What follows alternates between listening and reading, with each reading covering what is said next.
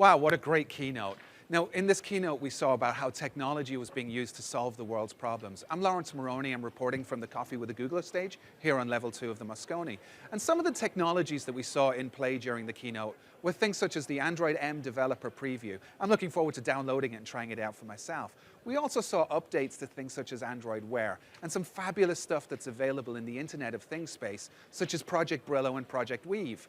I particularly enjoyed the Photos app and some of the things that we saw that are available in the Photos app, and the fact that we can store all of our photos and videos online for free.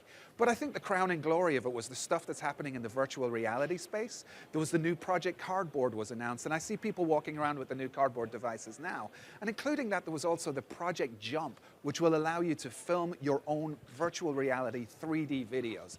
It's just incredible stuff. And speaking of videos, we've got this great new series that's coming on the YouTube developers channel. It's called Made with Android. Let's take a look at that now.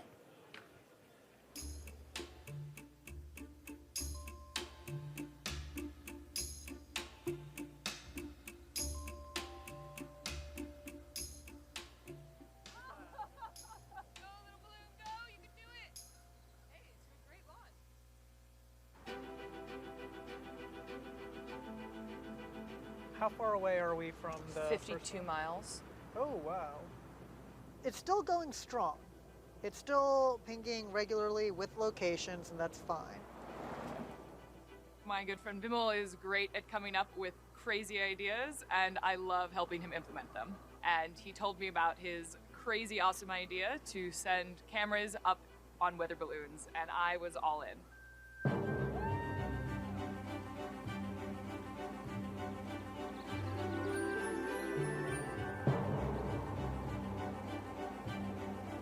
I'm Heather Brundage. I'm an engineer and explorer, and I like to go on crazy adventures. I'm Vimal Balodia. I'm a serial entrepreneur, software engineer, and maker of random things. We're the Casa de Balloon Club, and this is Made with Android.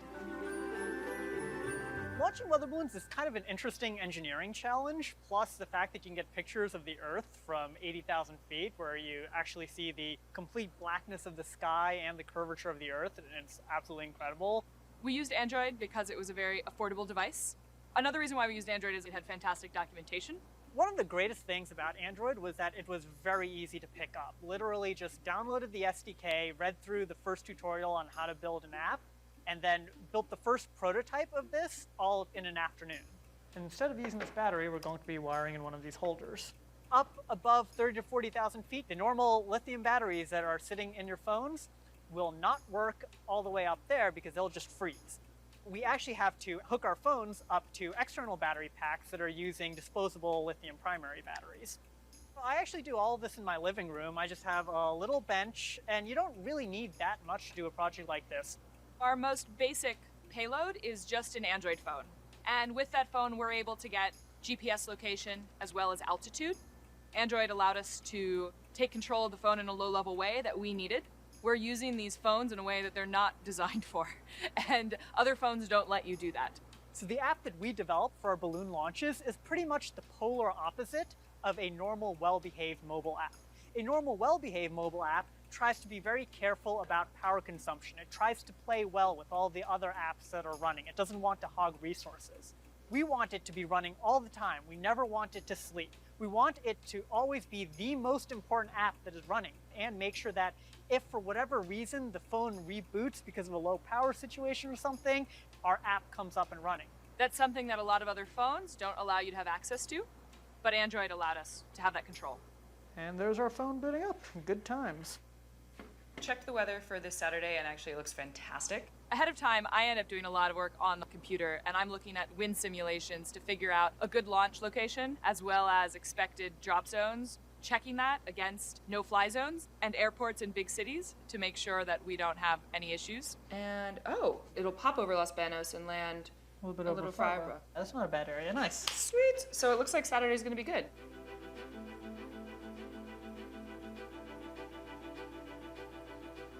We do run extra predictions right at the time of launch, since wind predictions are only so good and they can change. I'm going to be preparing the payloads, putting in the batteries, turning on the phones, just doing a final check to make sure all the software's running. It looks like it's working. We've also added in an Android camera. So it's not a phone, it's specifically a camera, so it's much better than the camera in just a regular Android phone. There are a lot of different things to worry about in these payloads. We have a bunch of trade-offs with respect to weight, power consumption, the electronics and their sophistication. You guys ready?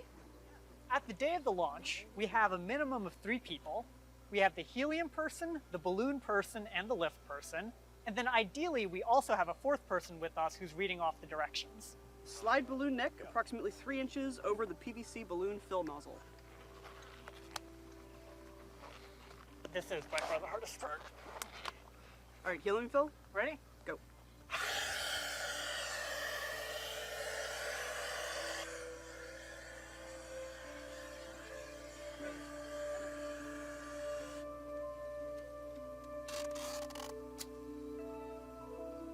Ooh, he's perfect. Great! Yay! All right. Then we tie the payloads to them, let them go, cross our fingers. 3, 2, 1. Go, little balloon, go! You can do it! Wow, that's really awesome to see. Oh man, look at that! It just. Woo! Yes!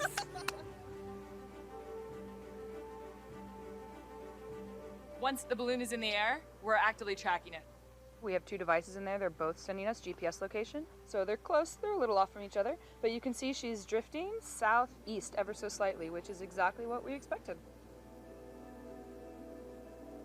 We do lose contact with the balloon at about 20,000 feet when it leaves cell reception. The cell phone is still getting GPS data up to about 60,000 feet when it then loses GPS data. When the balloon rises, it expands, and when it gets high enough, it bursts. And that's when the parachute deploys and it starts to descend back to Earth.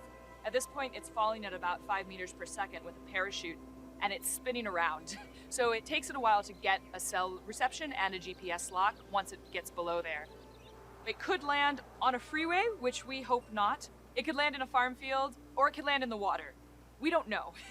The worst possible thing that could go wrong is that the payload actually lands on a road or inside a crowded area, and we take a lot of precautions in choosing both our launch site as well as our expected landing site to make sure that that's not going to happen. We could just lose the balloon completely, have no contact with it. The batteries could die, the phone could stop working, the program could crash and not reboot, and if we don't hear from it, we're not going to get it back. About half the launches that people have done and blogged about, they never saw again. Hey, to a great launch. Cheers! Woo. To a full recovery. To full recovery. Here we go. Oh, whoa. She went pretty far south. So it's in a field. You don't have to worry. Yeah, right in a farm field. Perfect. Let's go pick it up.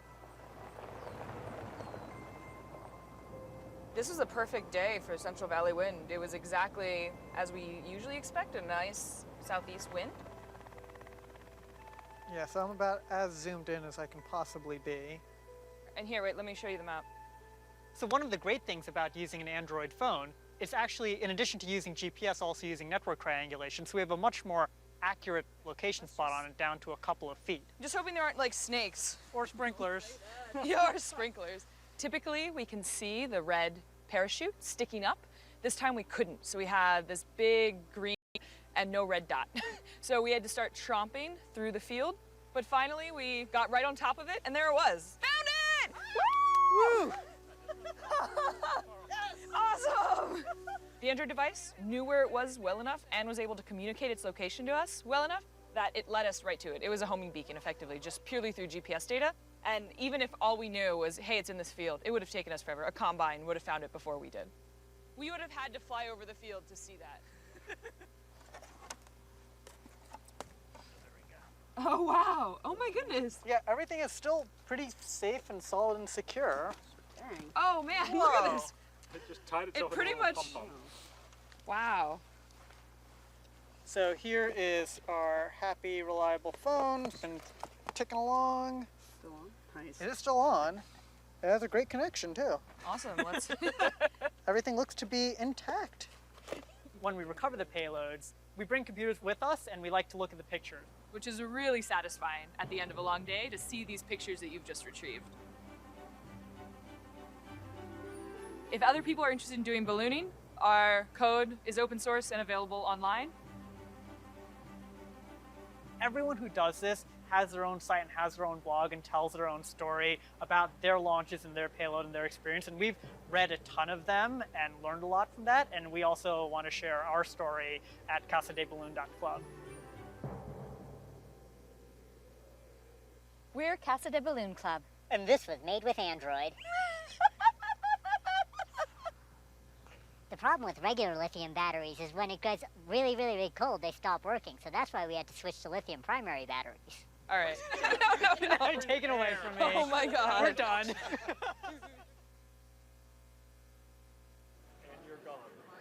Well, that was a fun video, and I hope you enjoyed it. And I'm sitting here now with the director of the video, Brian Grady. So, Brian, welcome to Coffee with a Googler. Hey, thanks for having me, Lawrence. you're really, very welcome. So, love the show. thank you, Yeah, thank been you. doing a So, great job with it. for those of you guys who are watching, Brian and I came up with the concept of Coffee with a Googler together. And he's actually the brains behind the show, and he's also the beauty behind the show as well. So it's like, it's... Thank you so much. So- Yeah. so I tell never us- thought I'd actually be the Googler that you were having coffee with, so this is a nice change of it's pace my for me. privilege, actually. So tell us about the Made with Android. That looked like a whole ball of fun. Man, we're so excited about this new series. It's a web series. It's a documentary style, as anybody who saw it can see. And the reason we're excited about it is because, we do Coffee with a Googler. It's always talking with Googlers about Google stuff, and it's not. We don't try to be pushy, but we want to expose and make things easier for people to do. Sure. Made with Android is about finding people outside of Google doing things that nobody expected them to do with a phone. Right. And so we found out that there's a lot of people, there's a community out there, people that, because of the extensibility of the Android operating system, are able to make incredible applications that do crazy things like flying a weather balloon. Flying a weather balloon, or opening your apartment door when you're at the top of the stairs and your bags are full of groceries. I don't know how you do that. Yeah, Your hands are full of groceries. But anyway, there's things like that out Things there. that people will think of that we can't think of, right? So we're looking for stories like that. We've got a couple lined up. This is the first full piece that we've completed, and we're looking for new ideas. So if somebody's got any ideas that they know of fantastic things that are made with Android, we'd like to hear about them in our G+ comments on the YouTube channel. Okay. And speaking of the channel, we should talk about the Google Developers YouTube channel, which is where the bulk of my team's work ends up. Now, Yeah. what's the criteria that you're looking for somebody to pitch something for these videos? Thanks. For Made with Android, we're looking for non-Google employees. Okay. Rules We me want, out. yes, we want non-commercial applications that are about fun Okay. or hobby, lifestyle kind of stuff, Right. connecting new things that people hadn't connected. We want it to be an open source project. Right. And we want to be able to not only entertain people and inspire people with the video, but also provide them with the code, the Okay. applications, and maybe they'll go out and do something else. So really somebody crazy. can pick this and run with it for themselves. Like Yeah. I could actually go and get a weather balloon myself now and start doing what these folks You do. go to casadeballoon.club, which Okay. is this group's website. I love the team- .club. .club. It's cool. I like the Casa de Balloon, but anyway, they have a whole thing set up there, and you can go and you can download their app. You can see where they've flown. You can they have flight logs. It's really interesting. Yeah, that it's is it's like setting up your own space. Really, your Yeah. own space exploratory project. Right. You get these beautiful photographs of Nice, the Earth, nice. which are in the video as well. Yeah, I always wanted to do those, like the slice of pizza in space kind of Oh. pictures, Yeah. So in our This- case, this- we'll do a coffee with a Googler mug in space. Yeah. And I guess the more exotic the locale, the better. Absolutely. We're looking for things to produce. Right now, I'm looking for things in the Mediterranean. Okay. If I'm there's any more a Tahiti guy developers- myself. Tahiti. Yeah, I think Well, so. I hear they're doing interesting things with maps down in Tahiti. Got to get on that. Yeah, I think we ought to get down there. and Now, see now, what's now, happening. now this show is going to go on the YouTube Developers channel, right? And there's That's right. lots of great types of shows on that channel. Could you, And- could yeah, you tell us about so we them? have a team of multiple producers, at least 4 full-time producers. We have, it's really like a television production company. Yeah. And we're putting out, I'd say 3, 4, maybe 5 different kinds of content. Okay. We've got very specific task-oriented instructional sort of work, Okay. where you'll learn to, implement an API in your application. We've got this more inspirational stuff where you see Sure. what people have done, and we don't really dive into how did I do that. Yep. But there's always a link to Yep. how they did that. Sure. And then we have a great lazy web show is for people, developers who don't have the time to sift through everything that comes out on the web every week. Yeah. We have a rundown of that. We're going to be doing a weekly Android roundup. Sure. In the next couple of months, we're going to start that. Probably in the next couple of weeks, I should say. Yeah. I'm personally a big fan of the Dev Bites. Because Oh, yeah. as a developer, it's like there's so much new information coming thick and fast every day. Yeah. And it's like the nice thing about a Dev Bite is I can sit down for 3 or 4 minutes and watch the Dev Bite and then learn if I really care about that technology or not. Mm-hmm. Instead of investing a few hours like dissecting a sample or Yeah. reading through documentation, Right. I watch the Dev Bite for 3 minutes and I go, yes, I care about this, or no, I don't care about this. Yeah. It's a great time And that's the saver. format that we try to set them up, that you know in the first 20 seconds whether this applies to you. We'll suggest other videos, like YouTube does, of Yep. similar things, so you don't have to sit through that one if you don't want to. But if it's something that you're looking for, it's very powerful. And we're also trying to make those more entertaining. We're adding little intros and outros. Famous ones are for Google Play services that your partner Magnus is in, and Those he are does just a lot insane. of They're great. mayhem. So go look those up on the channel. I And subscribe to the channel, please. Yes, You please must subscribe to the channel right now. It's definitely going to be worth your click. And my favorite little ones is like when my head comes out of the coffee cup and looks around, and I look wrote really that. creepy. You did that? I didn't kinda do like it. It was so it was creepy. my going, idea. Maybe "This you'll is come really out of bad." this. Yeah. But if you look at Post-production. watch Coffee with the Google, you'll see people popping out of coffee cups when you least expect it. Sure.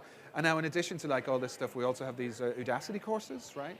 Oh yeah, well Udacity is this great partnership that's been brewing, and it's really been working really well, and we've just sort of started stepping that up a bit. I think you might actually, you're asking me a question, you might know Yeah. a little bit more about that program. I know a little than bit do. about that. Yeah. So Yeah, so Lawrence has I was been teeing it up for you. Yeah, Lawrence has been doing making wonderful contribution to the Udacity courses. We have a course on Google Play Services that's launching imminently.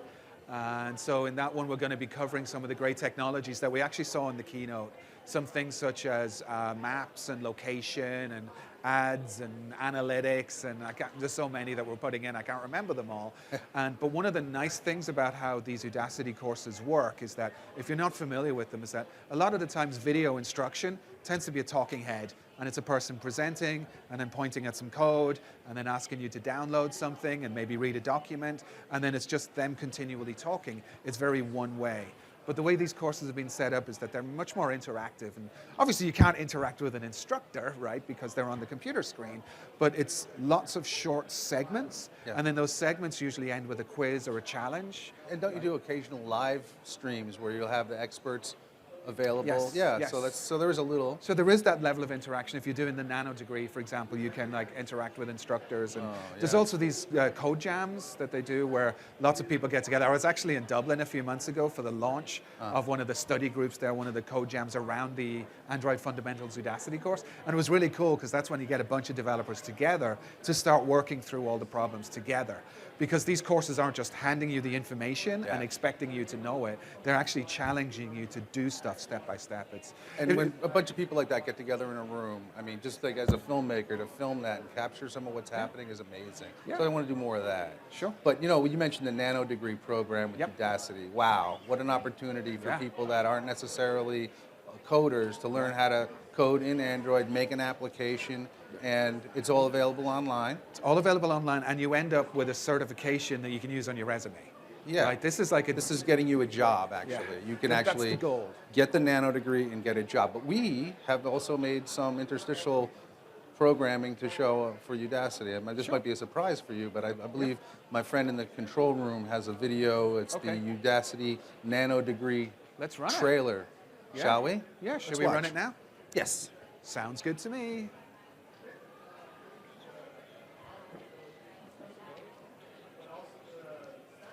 Are they running it? I don't think we're clear yet. The reason why I'm an Android developer is because of the platform's massive reach. Building for Android means that you can build something here and it will reach people all the way across the world. In fact, the next billion people coming online will interact with the internet for the very first time using only a mobile device. There's so many people who are consumers of technology, but I think it's so much more powerful to be a creator of technology. Everyone has unique experiences and strengths, and they can draw on that and use that to identify problems in their community and then use technology to solve that. I really feel like there's a big opportunity to show people that they can create something really amazing. You can imagine something that you think should exist, and you can actually go and build it. I can't think of anything more powerful than that. You can start your journey to become an Android developer today with Udacity and Google's NanoDegree.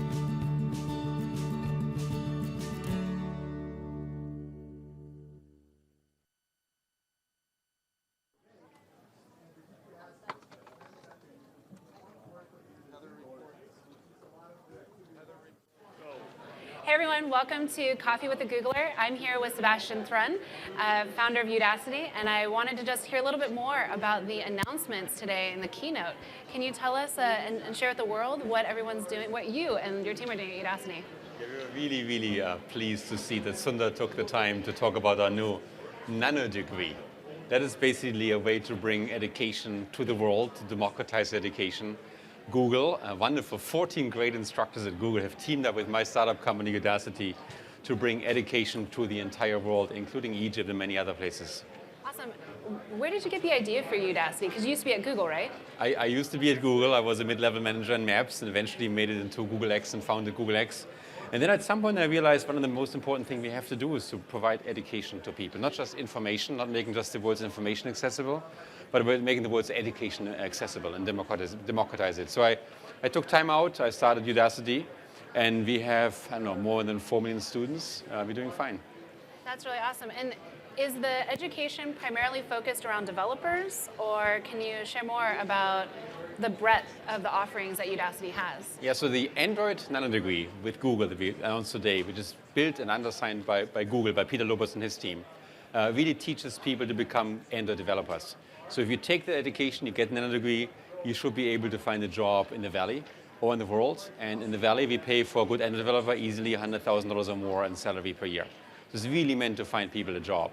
It's project-based. You do many projects. You do much less lectures. There's some classes, but they're optional. And it's one of the many NanoDegrees we've launched. We launched 5 other ones. I hate to say in iOS we have one. No, but we also iOS have is cool too. data engineering and programming, and all around computer science, all the kind of stuff. The kind of stuff that we teach is what the type of people we'd like to hire.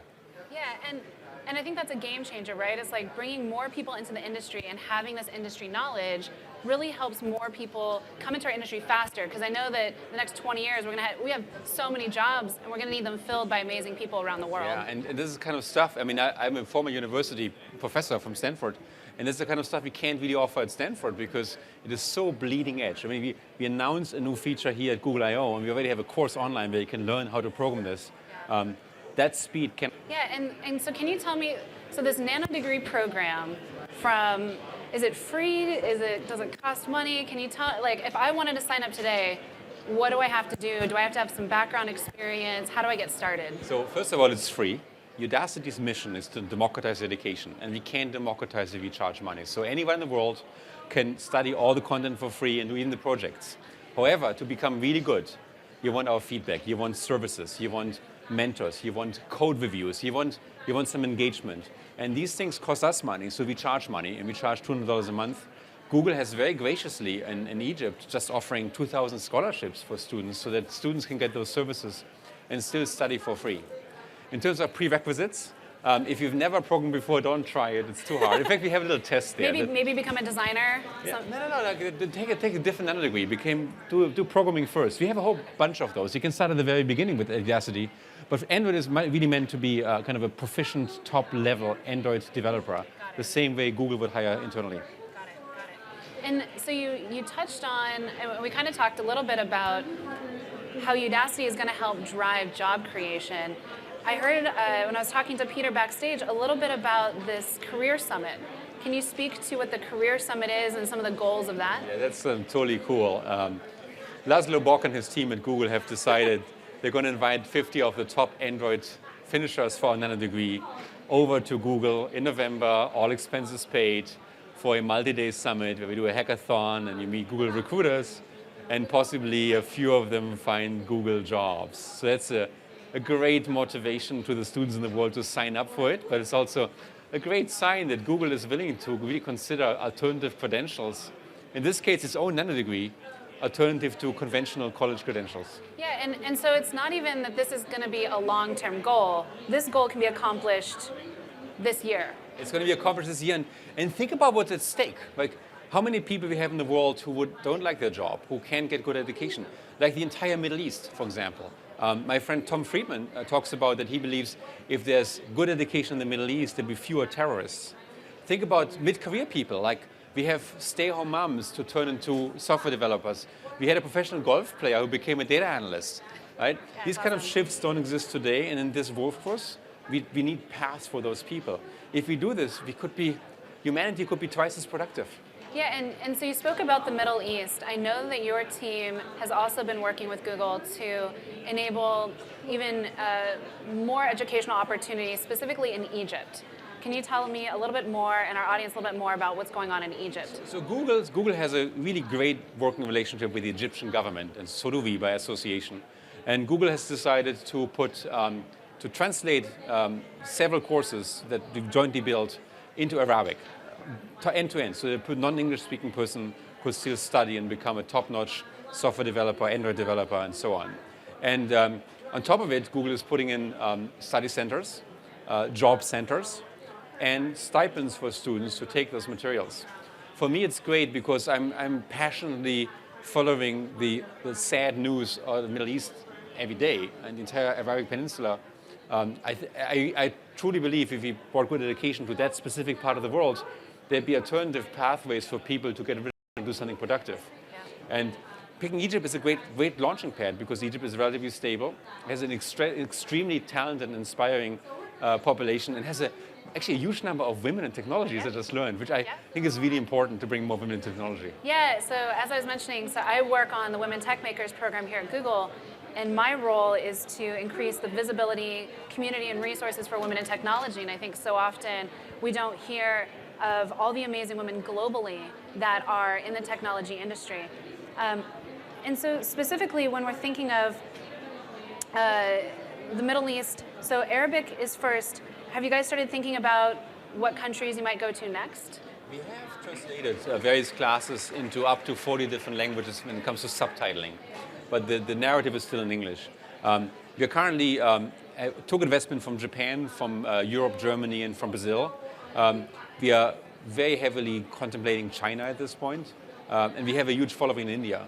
Udacity is an international platform. Our students are mostly from international countries, from all parts of the world.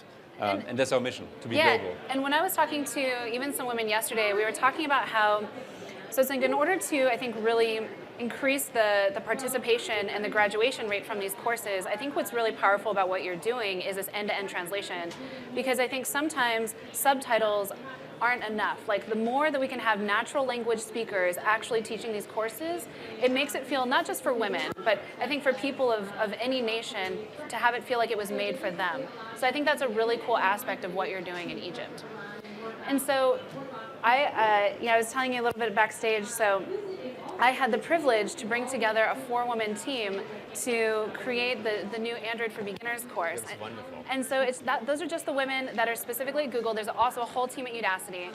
And our thought was, how can we bring anyone, anywhere, regardless of their background, into the Android ecosystem? What are your thoughts around how anyone can jump in and participate? Is it starting with Android? Where do you think they should begin? I think online education is not to be underestimated in its power.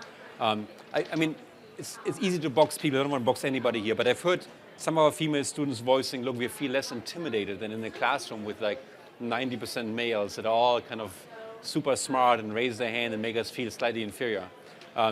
It gives much more privacy and much more ability to, you can watch the same video 50 times if you want, and so on. It's also cultural. To me, programming Android is sexy. It's interesting. You reach how many billions of people at this point? There's 1.5 million new devices unlocked every single day. How can you possibly be heard more than if you become an Android programmer? We have 3.69 billion unique mobile accounts in the world. Half the world is on mobile. 81% is Android. I think we should just all move into it, and we should leave the old stuff behind. If you're being told you can't do it because of race, ethnicity, whatever, intellect, gender, sexual orientation, that's all wrong. Just do it. Awesome. Well, thanks so much for joining us. I really appreciate you taking the time, and congratulations on the announcement today. Thank you so much.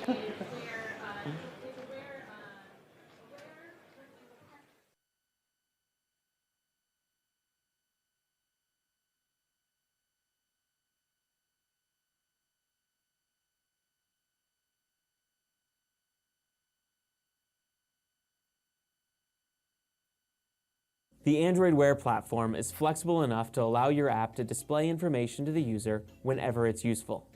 Now, this includes sharing fitness information, travel updates, or to-do lists for as long as the user might need them. However, doing this in the usual fashion means keeping the screen on full brightness and providing constant updates. This can have a big impact on battery life. But with Always On, your app can present useful information while the watch is in ambient mode, keeping your user informed while also saving precious power.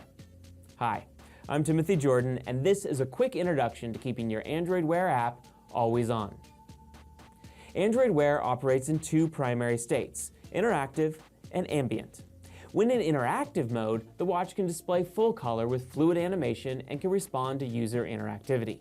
This is typically when the user is giving focused attention to their watch. Ambient mode is a low power state that uses a limited color palette and is updated less frequently. This is the typical state for the watch while the user goes about their day. Always On simply allows your app to stay in the foreground while the watch is in ambient mode. And think of it like this. Your user is in the grocery store and loads your app to get their shopping list. They see they need milk and head to the dairy aisle. After a few moments, the watch goes into ambient mode. Previously, your app would have closed and the watch face would take the foreground. However, now that you've implemented Always On, you get to continue displaying relevant information to the user. It's the best of both worlds. The user gets to continue using your app while also maintaining battery life. Before we dive into the API specifics, let's look at a few quick design considerations. The update frequency you choose can be the difference between a great experience and losing any power-saving value Always On has to offer. Although you can choose any frequency between, say, 10 and 60 seconds, the default is 60, and you should only change it if your app needs it to be useful. For example, a shopping app is fine at the default, whereas most fitness apps will want to update more frequently. Another important battery life consideration is how many pixels you light up and what color you use. More pixels means more power. You should use grayscale colors and keep around 95% of the screen black. This is especially important to prevent burn-in for OLED screens, but also signals to the user that they're actually in ambient mode and they'll need to wake up the watch before they can interact with it. It's also important to avoid presenting any buttons or other interactive elements when the watch is in ambient mode. Touching the screen will actually bring the user back to interactive mode. It won't trigger the button. One last thing. Consider the user's privacy when displaying data in ambient mode. For example, keeping a messaging app on the screen could be convenient for a user who is in an ongoing conversation, but displaying personal messages on the screen for an extended period of time might bother some users. Consider removing potentially private data after a short period of being in ambient mode, or refrain from showing sensitive data in ambient mode at all. Adding Always On to your app is simply a task of implementing a different view mode. Here are the 4 primary things you gotta do to set it up.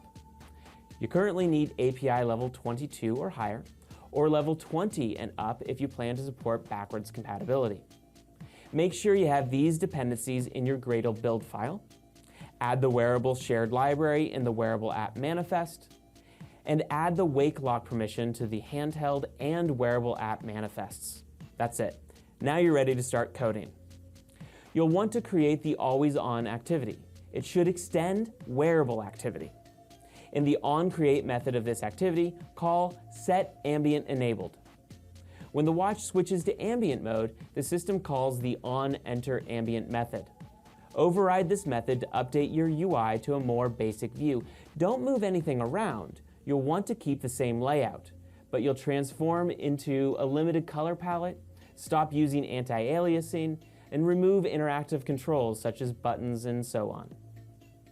When the user taps the screen or brings up their wrist, the activity switches from ambient to interactive mode, and the system calls the onExitAmbient method. Here you can switch back to your full color interactive layout. While the activity is in ambient mode, the system will periodically call on update ambient. The default is once every minute, though you can create an alarm manager to update the screen more frequently. You might do this for a running app that displays the elapsed runtime or current pace.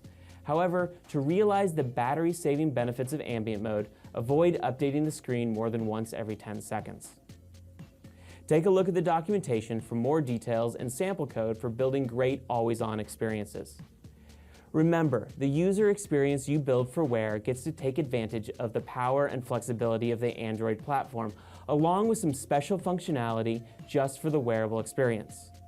It's easy to get started and possible to create truly groundbreaking UI for your users, giving them an experience that they want when they want, whether that's in interactive mode or just a glance at the ambient screen. I'm Timothy Jordan, and I look forward to seeing your app always on.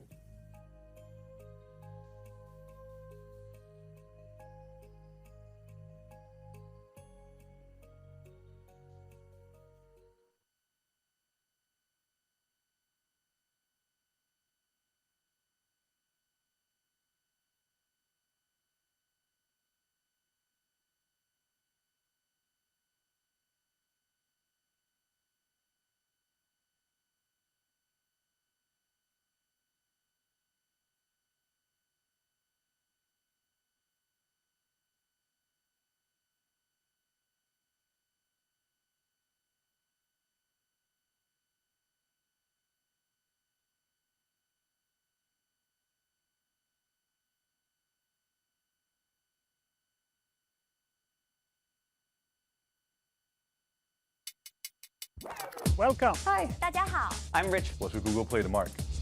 Thank you so much. It's great to be here. My name's Tim Anderson, and I'm part of the Google Play for Education team. Hi, I'm Bethany, a designer at Google. One of the things we're trying to do over the next decade is to end repressive censorship. What's my next appointment? Today at 4 p.m. Android Automotive Monthly Update.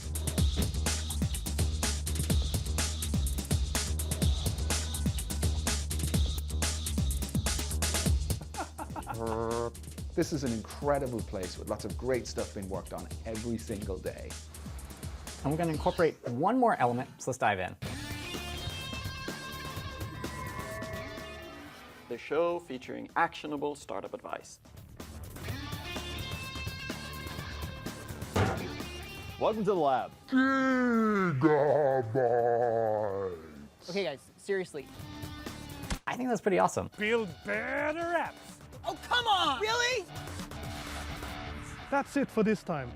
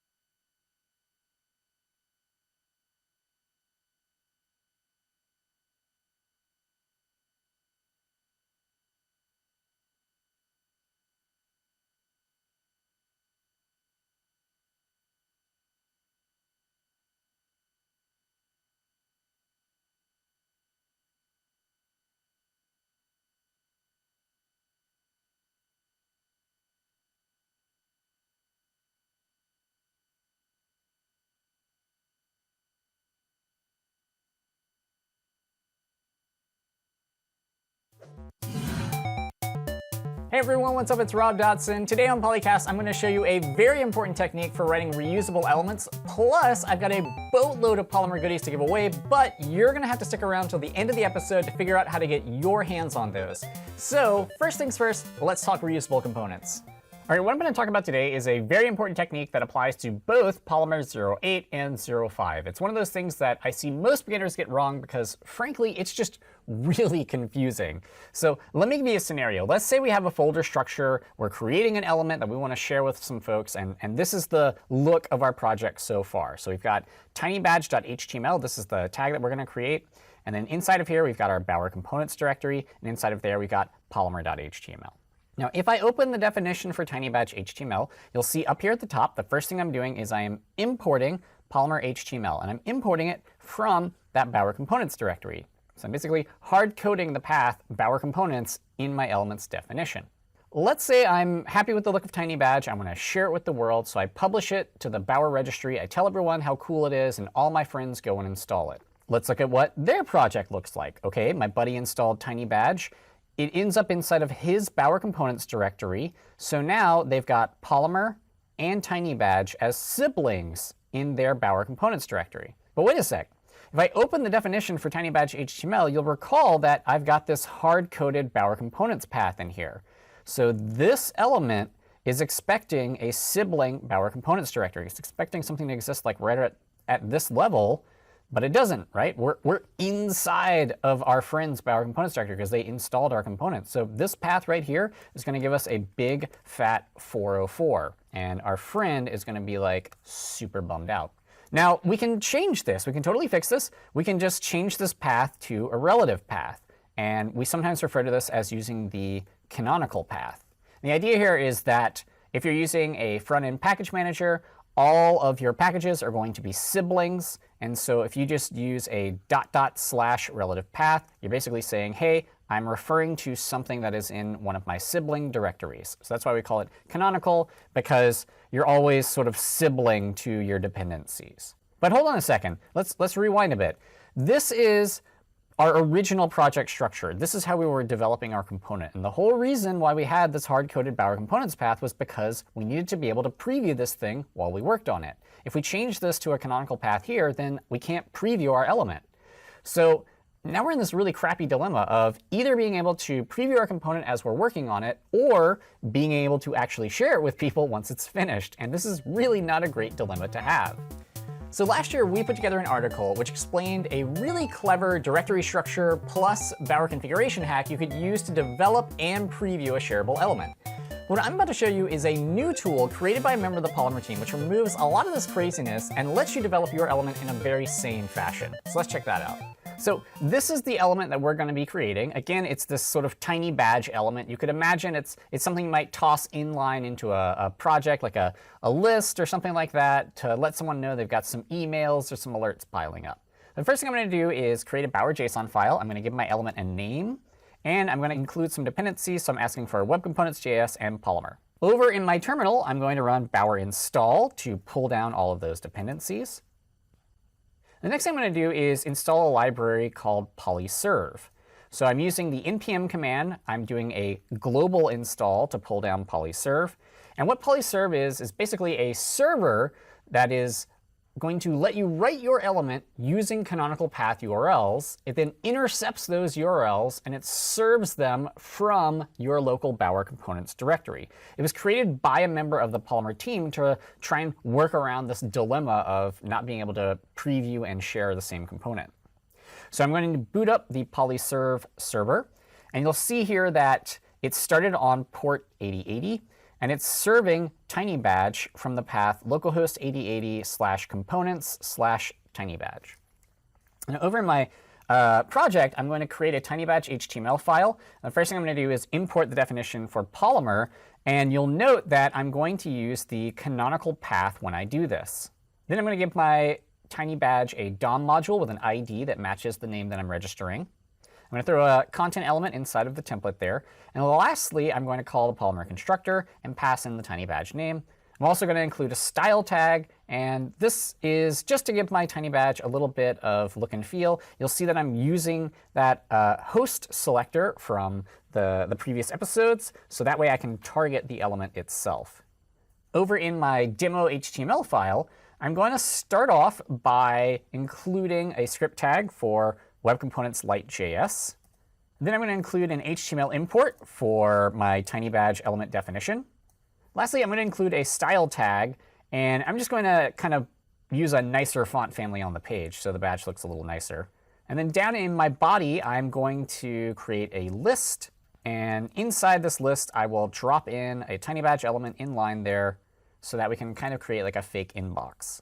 Now, if I go over to Chrome and preview everything, you can see that I've got the tiny badge showing up. If you look at the URL that I'm using here, it's localhost 8080 components tiny badge demo HTML. And the nice thing is that I'm able to develop this component, I'm able to preview it, but I've written its dependencies using canonical path URLs. So this component is also ready to be published to the Bower registry. It's ready to be shared with the whole world. So there you have it. Developing Polymer elements just got way simpler. Now, normally this is the part where I sign off and I tell you to subscribe to the channel, but today I've got a very special announcement. We've got a whole bunch of just like killer Polymer swag that we want to give away to a few of you lucky viewers. So here is how this is going to work. You leave questions about Polymer down in the comments, and each time we shoot a new episode, I'm going to go back, pick some of the best questions to answer on air, and if your question gets picked, you get some swag. We got hoodies, stickers, toys, laptop skins, you name it. If you want an autographed photo of me with a corgi or a walrus, we can do that. So get your thinking caps on, drop me a line in the comments. As always, thank you so much for watching, and I'll see you next time. Hey Polycasters, Rob here, letting you know I've got a brand new show called Lazy Web. It's all the highlights from last week's news on the web bundled up for your viewing pleasure. You can follow this link over here to check it out.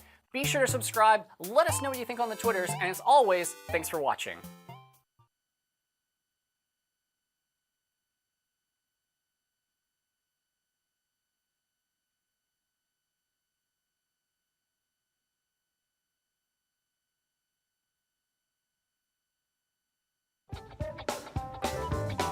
Ubiquitous computing, or the Internet of Things, is all about having technology wherever and whenever that you might want or need it. And that's so that we as users can focus more on what we're doing and less on how to start doing it.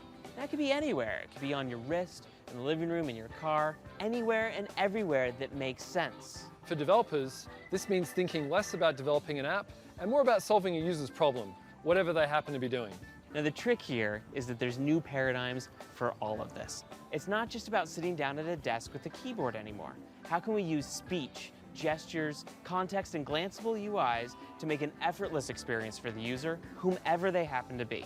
It used to be that you needed to build your own hardware, libraries, and infrastructure to build these kinds of experiences for your users. But now, the Google platform provides a ton of functionality so that you can build these experiences without having to reinvent the wheel. In our DevBytes, blog posts, communities, and design sprints, we're addressing these key issues so that you have all the tools that you need to navigate this space and get the most out of your integration with the Google platform. So look for more videos on Android Wear, Google Cast, Android TV, Android Auto, and more on the Google Developers YouTube channel. Great experiences on Android TV are casual, cinematic, and simple. In a cinematic app, the interface should fade away, putting content front and center.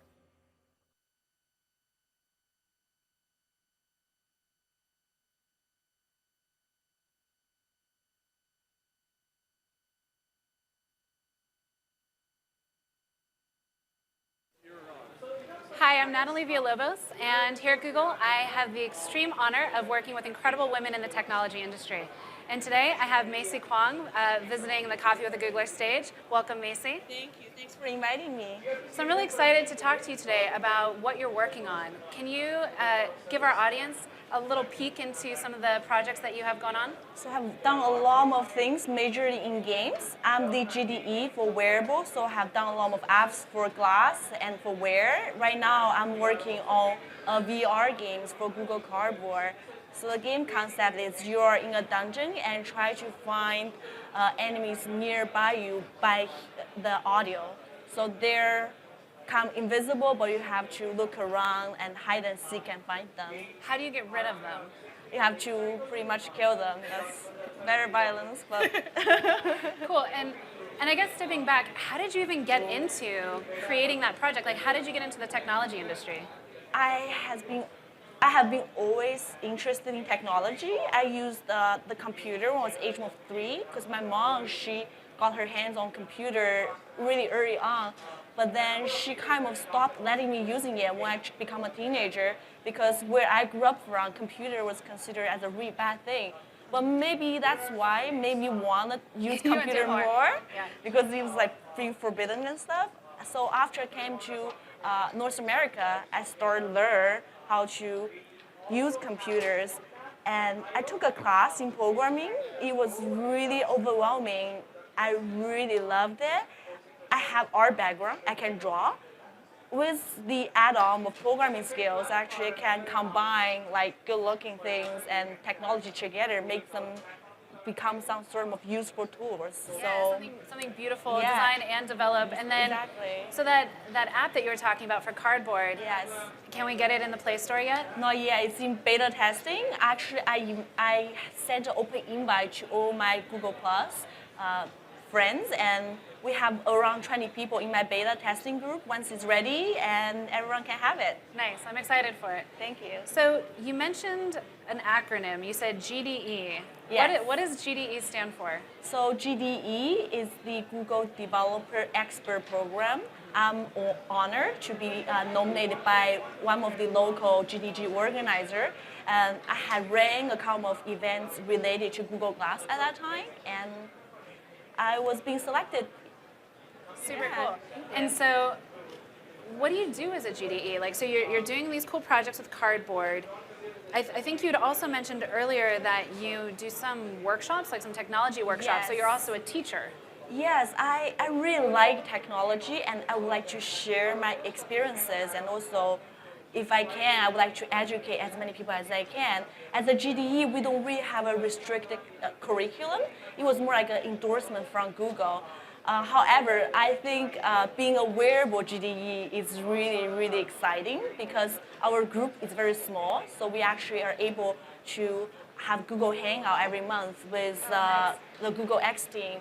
So for example, we speak with Timothy Jordan pretty much every month, and we are always ready when something new is coming up. So it's kind of fulfilling my, eager, and also just it's really good to know the people who are working behind them. Yeah, that's really cool access. So, you and I met a couple of years ago. Right. I think probably over Google Hangout. Right. And at the time we were talking about how we can increase the visibility of women in technology. Especially, there's so many women out there that I think want to be in the industry and are also already in the industry. And so you created a YouTube show. I mean, it's a channel, but you also have a regular show. Yeah. Can you tell us more about that? So thank you a lot for inviting me to that program. I had an idea of running a YouTube channel for the longest time, but no one really encouraged me to go forward with it. So at that time, I think it was you emailed me saying we are doing like a program to encourage women have more visibility on YouTube. I was like, wow, that's exactly what I wanted to do. And since we have a community of other women who are making the similar content, I feel like I'm not alone. I'm not the only one who are fighting for it. And I created my first video, and I got so much support from the community. At first, it was just women, and eventually everyone, guys, girls, and all over the world, people are watching my videos. Just doing I.O. There are people from Brazil. They came to me and said, because there are students watching my videos somehow. And yeah, I'm very proud of what I have done, and really thanks for the Woman Tech Maker.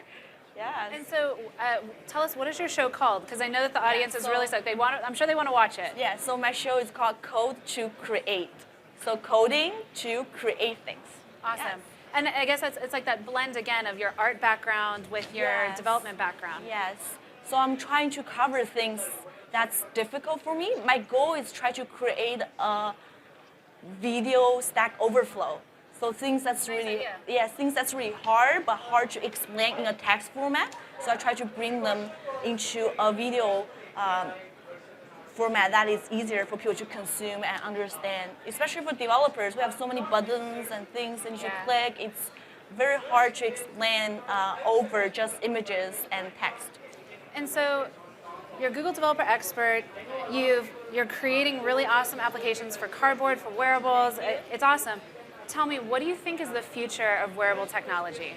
Actually, I think it can end up in a lot of ways. It's really hard to predict, but I think there are two major trends.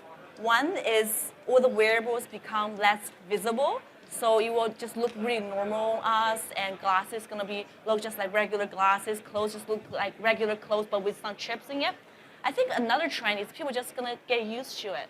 Like they know you're wearing something, but everybody's wearing it, and they will accepting it as like everybody carry their phone around. I think that's just something people possibly gonna get used to it. So I think the final decision has to be made by everybody.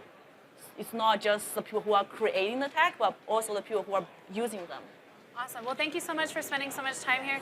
Thank you so much for coming to I/O. You are an industry leader, and I'm so thankful you joined us on the show. Thank you so much. Thanks.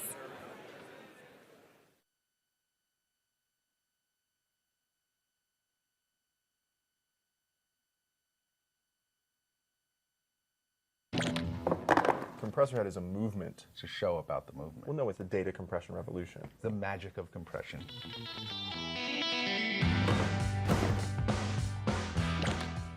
Ow! Dude. You know, people are writing apps, everyone's so busy to write like the next big thing that they forget about this very simple concept of data compression. Yeah, man, let's do it. Go. And how important it is to get data to people as fast as possible. Yeah. Finish strong, finish strong! Oh. It's something that I wanted to rekindle, a love for this sort of lost computer science art. There's a funny story about that. You need to tell them. Tell them. Okay. Next 5 billion users in the world are going to have limited bandwidth. People need to be aware of how they're using their data. You can't get this information anywhere else. We try to make it super fun to learn something super boring. And we tackle some pretty complex topics. Take entropy, for example. And you know what? Compressor Head's just fun. Every talk I give publicly, every conference I go to, I've had someone stop me. And they've said, thank you for making Compressor Head. Something about the way you described it, it just picked up with me. Thank you for Compressor Head. Like, that's humbling. I mean, it's just humbling. We just had to do it again. I mean, that's why we do these things, is for developers out there. You're looking at the inner workings of science here, folks. There's other surprises that we can't necessarily go into here. Sure. That's true. Because it's a family show. My name is Colt McCandless, and this is Compressor Head.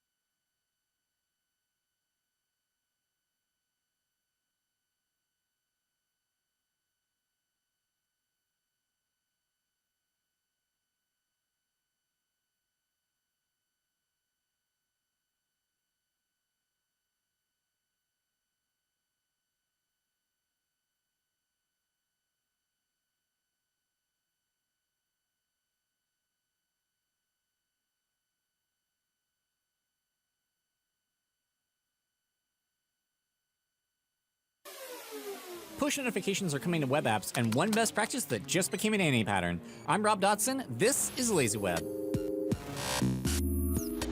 One of the things that's really difficult for web developers is staying on top of the changing platform, because it moves fast. The name LazyWeb is a play on an internet meme where you just like hashtag stuff LazyWeb that you want someone else to get you the answer for.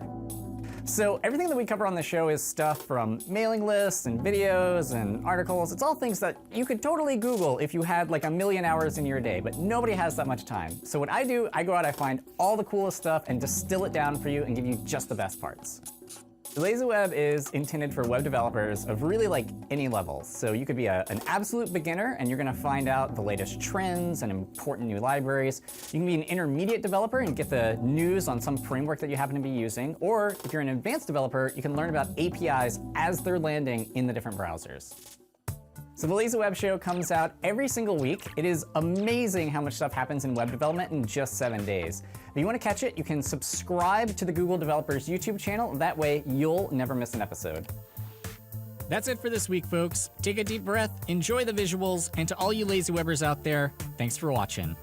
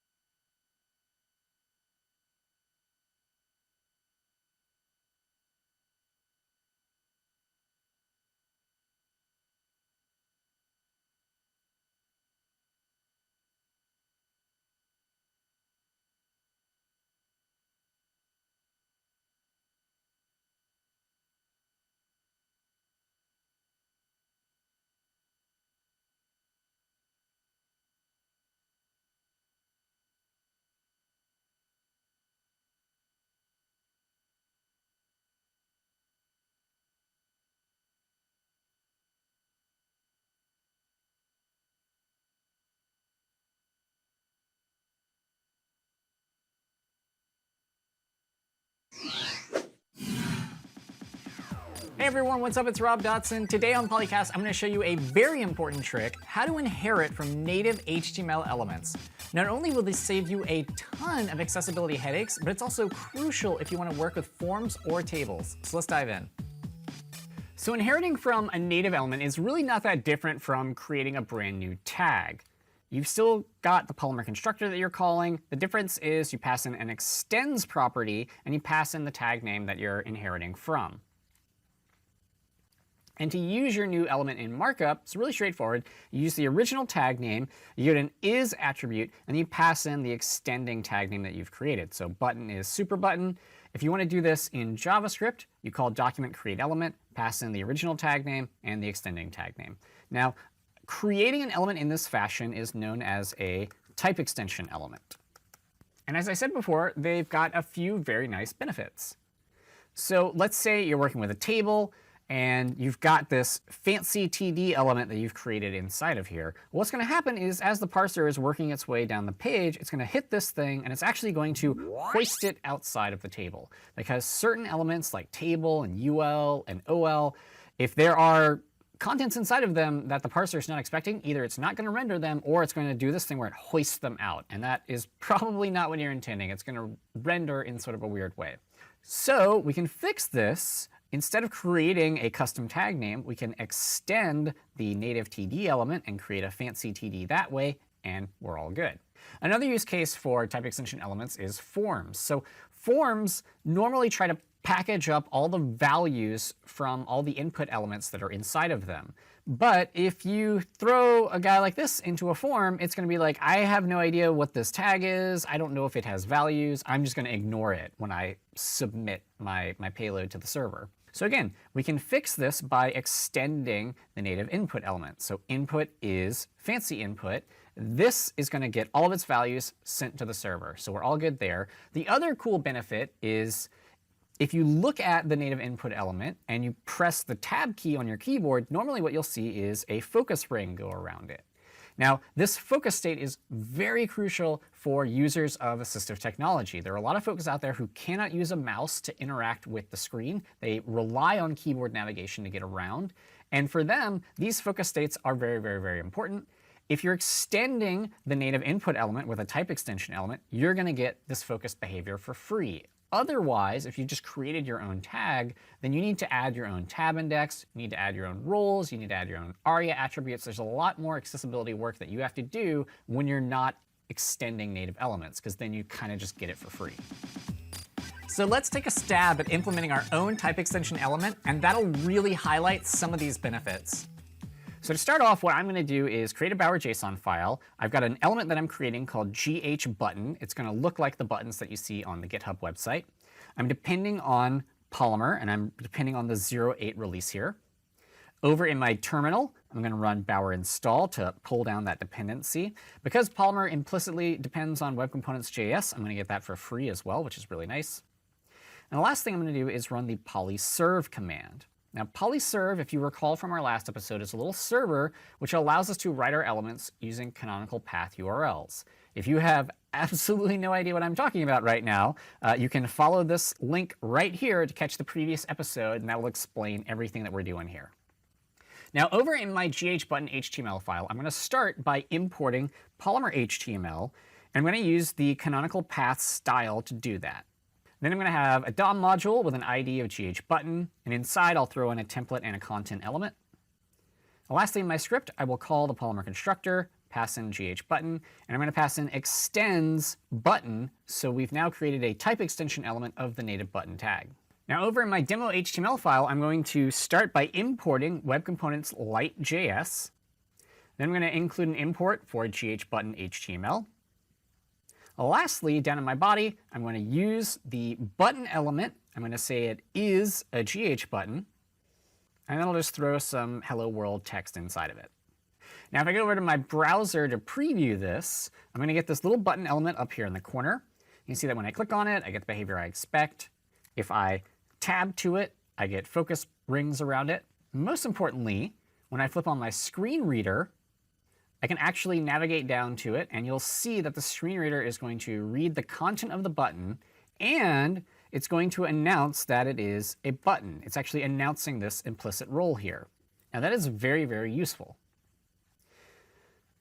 So the last thing I'm going to do to spice this button up is I'm going to drop in a style element.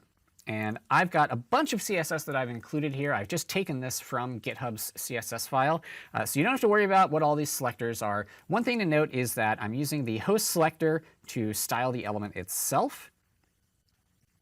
And I've also gone in here and using GitHub CSS, specified focus states, hover states, active states. So you can see how you can apply these sort of pseudo states to your element. It's very important that you do this for accessibility. Now hopping back into Chrome, when I refresh the page, you'll see that I've got a way nicer looking button. I click on it, I get the same behavior as before. I can hit Tab to put a focus ring around it. And most importantly, I can flip on my screen reader, navigate to this button. I'll see the text content gets read aloud, and I still get that awesome implicit button state. Now, the obvious question is, when should I use a type extension element, and when should I create a custom tag? My rule of thumb is to try to extend from a native element whenever possible, especially if accessibility is playing a role in things. So if I'm building a control or a button, something that might require focus, I'm going to try to extend from a native element if that's possible. That's it for today. Be sure to subscribe and stick around for this week's featured question. As always, thank you so much for watching, and I'll see you next time. Welcome. Hi. 大家好. I'm Rich. What's with Google Play to Mark? Thank you so much. It's great to be here. My name's Tim Anderson, and I'm part of the Google Play for Education team. Hi, I'm Bethany, a designer at Google. One of the things we're trying to do over the next decade is to end repressive censorship. What's my next appointment? Today at 4 p.m. Android Automotive Monthly Update.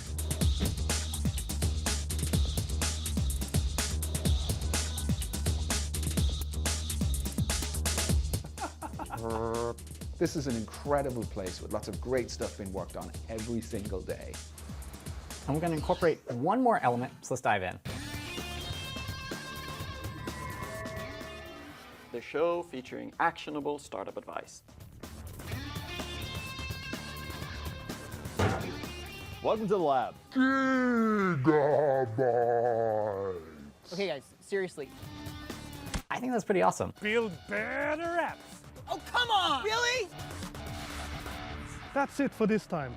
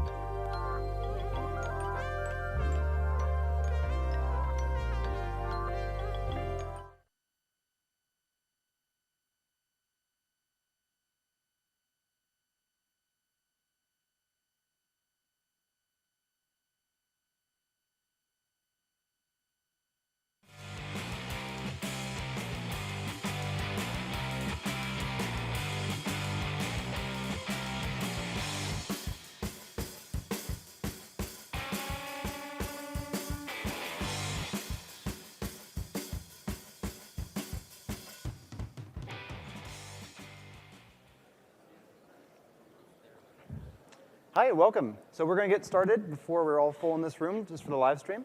I'm Alex Komorowski. I'm lead product manager on Chrome's web platform team. And hi, my name is Elizabeth Morant, and I am the product manager for Chrome Security. So today we're going to tell you about 4 forces, some of them old, some of them new, that together combine to create the next generation mobile web.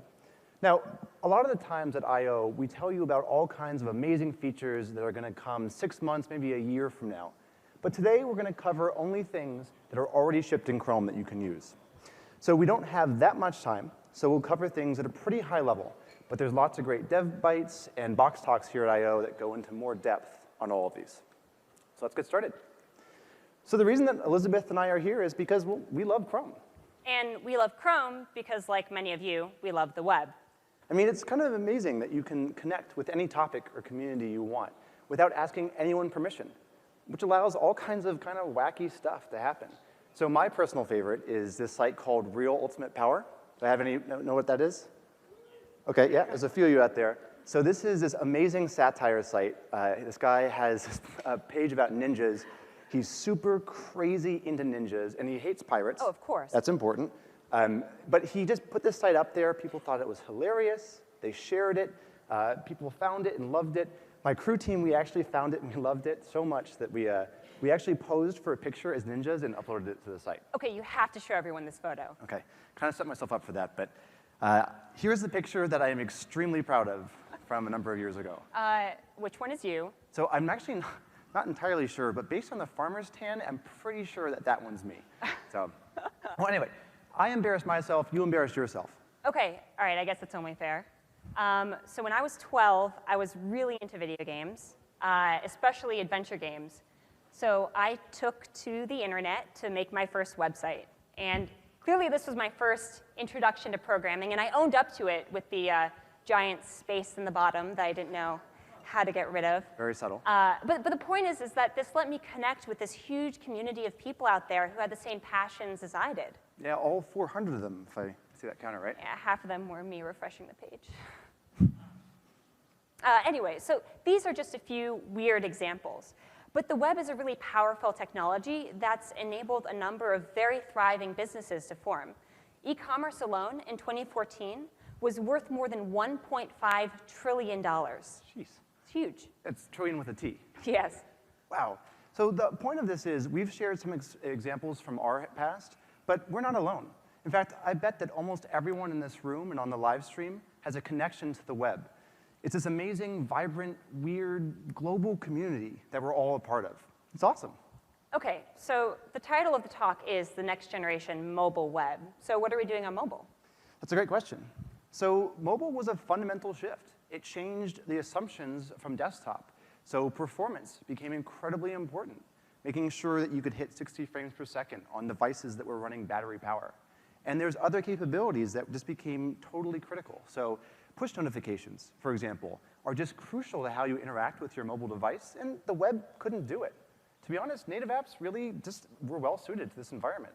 All right, so I guess we should all just make native apps then? Oh, no, I'm not saying that. Now, native apps are great, but the web is also amazing. In fact, a number of its strengths that made it so strong on desktop are as strong as ever. So just the other day I looked and I checked to see how many people use DevTools in the past week. Okay. So as a point of comparison, Android is an amazingly successful platform. It has, I've seen public stats somewhere around, I don't know, 4 million or so for an estimate for developers. So how many people do you think loaded Chrome DevTools in the past week?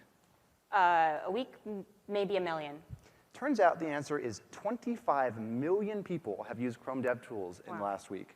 And that's really cool because that's not a stagnant number, that's actually growing over time. So the point is, not all of these people are building huge, complicated websites. Some of them are tinkering. But this community that we're all a part of, it's huge, it's strong, and it's growing. So this talk today is for those people in this community, those 25 million people who love the web. Woo! So to start, we're going to talk about reach, the superpower of the web. We're also going to talk about performance and how we've made big strides there. And finally, we're going to talk about engagement, how we're helping you build immersive experience that keep users coming back. So the three of these separately, whatever. But together, combined with that global community, that's something special. So the web is extremely successful, largely because of its reach. And we don't give it enough credit. I mean, we give it a fair bit of credit. We understand that browsers are on every device and every operating system, but I mean, that's true. Even now, cars have browsers. But, and we have over 1 billion Chrome users. And that doesn't even count other browsers and other people browsing the web. But what I'm talking about is another aspect of reach. That is, not the reach of browsers, but the reach of content. So the way I think about it is, the web is a series of trees with nodes, right? Okay. Where every website is a tree, and the root is like Pinterest.com, and then you dig deep, and then you're on a board, and that's a leaf. And then if you jump from URL to URL, then you're jumping from leaf node to leaf node, and so on and so forth, and that's why it's so easy to jump between link to link. I have literally no idea what you're talking about. Okay, fair. Let me show you an example. Great. So if I could jump to the demo laptop. Great. So let's start on a video of the latest Imagine Dragons single, Shots. So I know that every single one of you in this audience loves Imagine Dragons, probably not as much as I do. It's basically the best band that's ever existed. It's better than the Beatles, really. Wow, I'm gonna okay, go on sure. about it. Anyway, so the point is, the web, reach, trees, right. So YouTube is a tree, and this particular piece of video content is a node. And so I could just share a URL with you, and then you can watch this piece of content. And likewise, I can learn more about Imagine Dragons, navigate through YouTube, maybe jump to Wikipedia. And at this point, I've jumped from one node to the node of another tree, the Wikipedia tree. And I so easily reached a piece of content deep in Wikipedia just by clicking a link. Okay. Right? And so from here, I can, read some articles, I don't know, jump around, learn about Alt-J, jump back. I'm not going to bring you through the entirety of the web, but that would take a long time, I think. Yeah, and I can jump to their band website. In this case, I wouldn't necessarily want an app for every band that I love, but I do want to be able to go to their website and learn about things like when they're going on tour and find out, hey, Alex. What? Can you take over for a second? They're on tour, and I know the tickets are going to sell out, and I just really need to buy a ticket right now. Are you kidding me? Please, you know the slides. Okay. Actually, can we jump to Wolf Vision so everyone can share in this experience of buying tickets with me? Wow, you really love the Imagine Dragons. I love Imagine Dragons. Okay, well, while she's doing that, it's kind of cool what she was doing. In the course of a few seconds, she visited, what, like 7 different services, all without installing anything. That's kind of cool. It's something that just happens that we totally take for granted on the web. Anyway, sorry, I'm back, guys. So it turns out the tickets aren't on sale yet, so I just went to their website and opted again to get a notification when they come back on sale. Okay. Anyway, so where were we? Can we go back to the slides? Something about reach, I think? Oh, right, friction. Okay, friction sucks. Friction being the amount of overhead from a user wanting to get somewhere to actually being able to get to that piece of content. And on the web, it's as easy as just tapping a link. Okay, so this, I think I see what's going on here, but this seems all really abstract. Is this something that actually matters in practice? Yeah, so here's something. On average, the average person uses around 12 to 20 apps per month on their phone. Sure, Yeah. Depending on which stat you Yeah, depending on what source you look at. So keeping that in mind, guess how many sites the average Chrome for Android user visits in every month? Okay, so are we including like third-party content and iframes and stuff? No, I'm talking about like direct link navigation, going through the Omnibox, and this is all unique domains. Okay, so 12 to 20 for apps, maybe double that, like 40 or so? Over 100 websites a month. Wow, that's actually really impressive. I didn't realize it was going to be that big. See, that right there is reach in action. It's so easy for people to just tap a link and visit tons of new sites with no friction. And in fact, it turns out that 85% of US retailers' mobile traffic is on the web, and that accounts for 90% of their revenue. Wow. And now this is just one example, and this is why I consider reach the superpower of the web.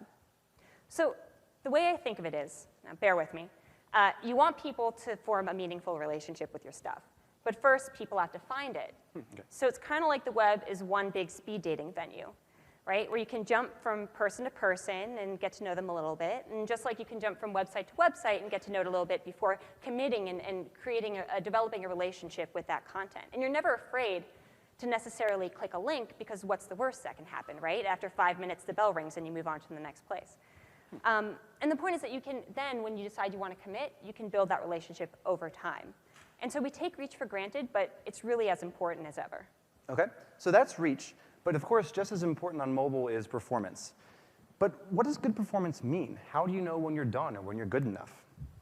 Well, that's easy. It's just the amount of time it takes a page to load. So page load time is something that we've all known about as a community. We call it PLT or whatever. We have good understanding, we've got good tools, there's whole conferences on it. That's not to say we're perfect, by the way. There's a lot of us who don't necessarily practice what we preach here.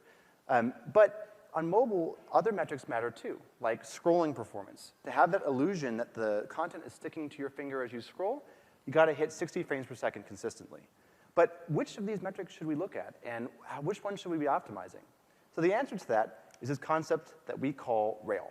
Great, another acronym. Of course, what do you expect? So it's basically a conceptual framework for knowing when you have good enough performance.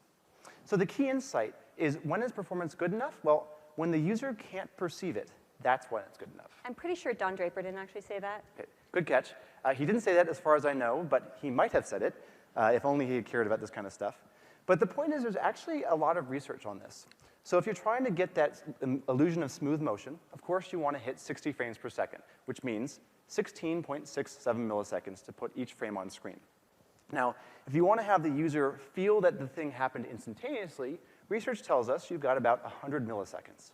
And if you do something within 1 second, well, then someone's train of thought can stay on it. And if you take more than 10 seconds, well, then they're off playing solitaire or something. Definitely took more than 10 seconds. Thank you for that great example.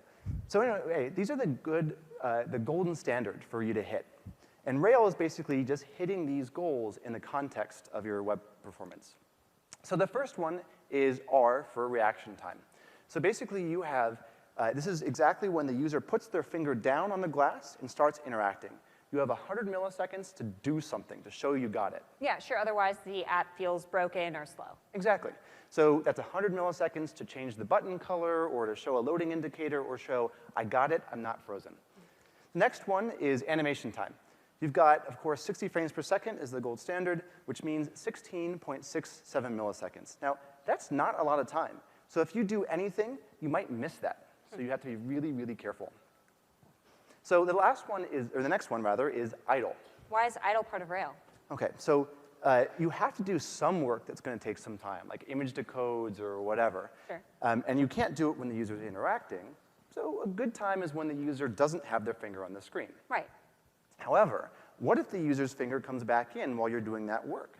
I see. You don't want to be in the middle of idle time, because otherwise you're not going to be able to react. The user might think the app is broken. Right, so you want to make sure you chunk up your work that you do even in idle. So if at any point the user starts interacting with you, you're good to go and can hit that 100 milliseconds, the R of Rail.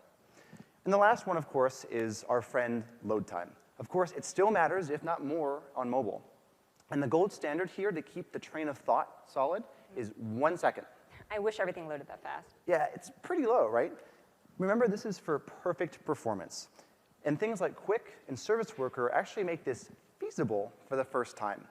And of course, if you can't get your entire site loaded up on screen, well, the next best thing is putting reasonable pixels on screen to show I've loaded, I'm working, I'm not just stuck. Sure, some loading image. Right. So this is all great in theory, but what does it actually mean in practice? So Rail is a great conceptual framework for us across the community. So for browser vendors in particular, it means giving you as developers more headroom, more space for your own code to do this work so that you don't hit across those boundaries. So the Chrome Web Platform team is way over, I think, 200 engineers last time I checked. A lot of people, the vast majority, work on some aspect of performance. We've been doing tons of work, vast re-architectures to optimize for mobile performance. Now, we don't have time to dive into any of these in any depth, but let me just pick one. So a couple months ago, we launched this feature called the Scheduler. And the basic idea is that when you start interacting with the page, that's when, of course, you want to prioritize scrolling and frames over everything else. And then it turns out that this can have a really big impact, especially during page load when there's lots of work being done. So here we've got a video, and if we can roll the video, we have on the left with the scheduler, on the right without. We refresh the page, so we're doing tons of work.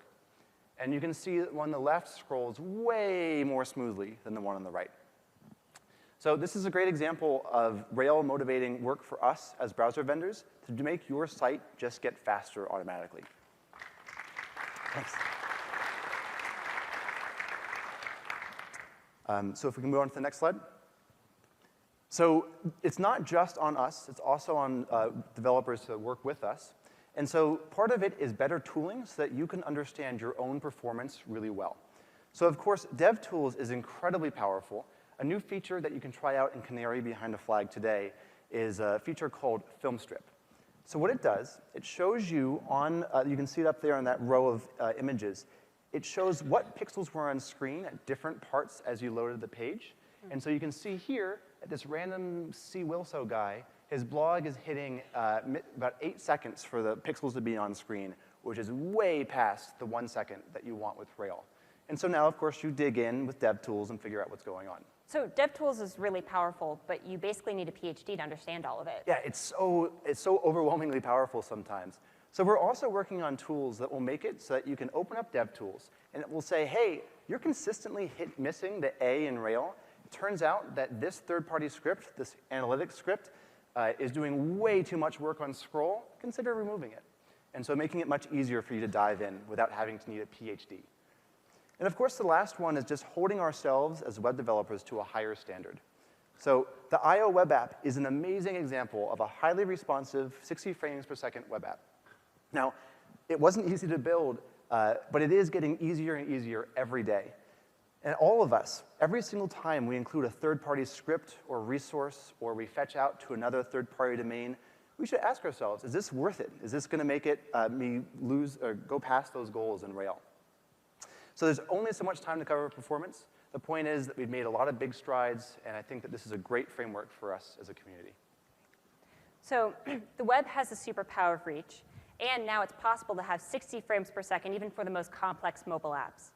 But what the web is missing is the ability for users to build meaningful relationships with the stuff that they find, to really engage. Yeah, so I mean, speed dating is great. You meet a whole bunch of people in a very short amount of time, but what if you meet that person and you got a little bit of a spark? You want to, get to know them a little bit. Exactly, and native apps are great at this. Okay, I got an idea. Why don't we just list all the things native apps can do and just copy that for the web? Well, I wish it were that easy. The problem is that with every new API also comes a whole new set of risks. And we want to maintain the security guarantees of the web, the ability for users to jump to a link and not worry that something's going to happen to them. So let's take, for example, background sync.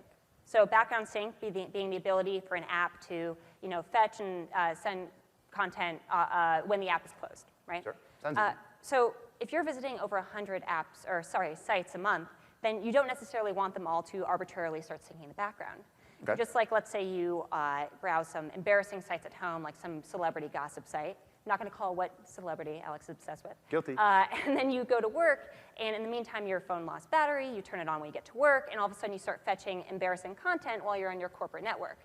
Well, we're trying to save people like Alex from an embarrassing visit to the sysadmin's office. Ooh, okay, I get that. I see. Right. And so basically, if we bring back the speed dating metaphor, let's say that you meet someone, right, for the first time, and you really feel that spark, and you think this could be the one. Do you give them the keys to your apartment, introduce them to your parents, bend down on one knee and vow to spend the rest of your life together? Yes. No, of course not. Geez, that could be a serial killer, right? And so the idea is that you want to build a relationship slowly, right? And the problem is that we can't necessarily emulate or copy the powerful model of native apps because native apps have a store, they have ops teams, and the web is open. And so what we want to do is enable websites to progressively ask permission for powerful and engaging features. And the idea is that users should be able to indicate when they want to trust a site enough to give them certain permissions. Basically, if everyone got access to your bank account as soon as you met them, you probably wouldn't want to leave your house. Yeah, so it's more important for the reach of the web than to have all these capabilities for every random site you go to. Exactly. Got it. And so the idea is that with all these new APIs come a set of risks. And Chrome has this responsibility to make sure that people can still browse the web securely. Now, with this in mind, we've already brought a few exciting APIs to the web, and we're going to talk about two of them right now. The first is Add to Home Screen. So typing, especially on mobile, is really hard. But mobile is where people go to kill time. Yeah, so I mean, you go to the coffee shop to meet your friend, they aren't there yet. You want to read something interesting, but not too interesting, because at any point they might show up, you have to put your phone away. Exactly, so you open up your phone, you tap an icon, and you fall into some experience that you're okay jumping back out of again. And so we already have the ability for people to add sites to their home screen. It's buried kind of deep into settings, but we find it has surprisingly high usage. So why don't we just make that way more obvious and make it really hard to miss? Well, if people are visiting like 100 websites every month, then probably every new, help forum you go to, you don't want to necessarily add it to your home screen. And so what we've done is we've incorporated some really smart heuristics and said developers can use this API and request to be added to the home screen as long as people have engaged with the app enough that we've detected that they actually want that app on their home screen. Okay. So take this as an example. I really enjoy reading Vice News.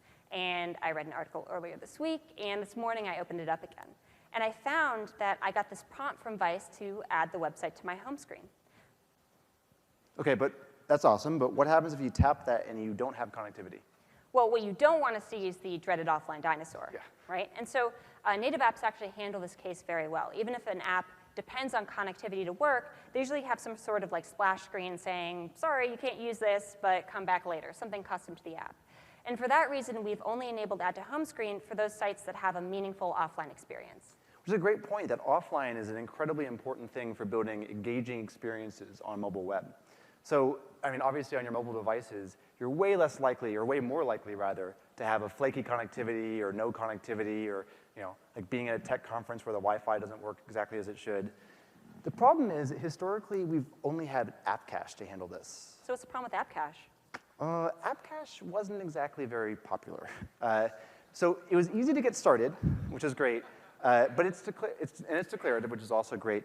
But it's kind of complex. If you do anything, rather, slightly complex, you can't do the things you want to do, and it quickly falls down and is unworkable in practice. So what you need, of course, is more control. And Service Worker brings you that control. So let me tell you how it works. The basic idea is when you visit a site, you can install a service worker. And that service worker is basically a script off to the side. And now, when the browser is going to fetch a resource from your domain, it first, instead of going to the network, it asks the service worker, hey, what do you want to do? And the service worker can say, just do what you would have done. Go to the network, please. Or it can say, ooh, please hand back this thing from the cache. Or it can even say, create a resource on the fly and pass that back. So basically, it's a client-side proxy written in JavaScript. Exactly. So this allows you to build arbitrarily complex offline experiences. And when I say arbitrarily, what I mean is you can build something extremely complex or extremely simple. So the I/O web app is a great example of a complex offline web app. It does very careful caching so that even if you load it when you're fully offline, you get something meaningful. But then when you're connected, it will show you UI about, hey, there's fresh content. Tap here to see it. Of course, a more likely scenario or easier scenario is just to aggressively cache everything you use so that your thing works offline. There's a great Gulp plugin called SW Precache that makes this incredibly easy to integrate into your workflows.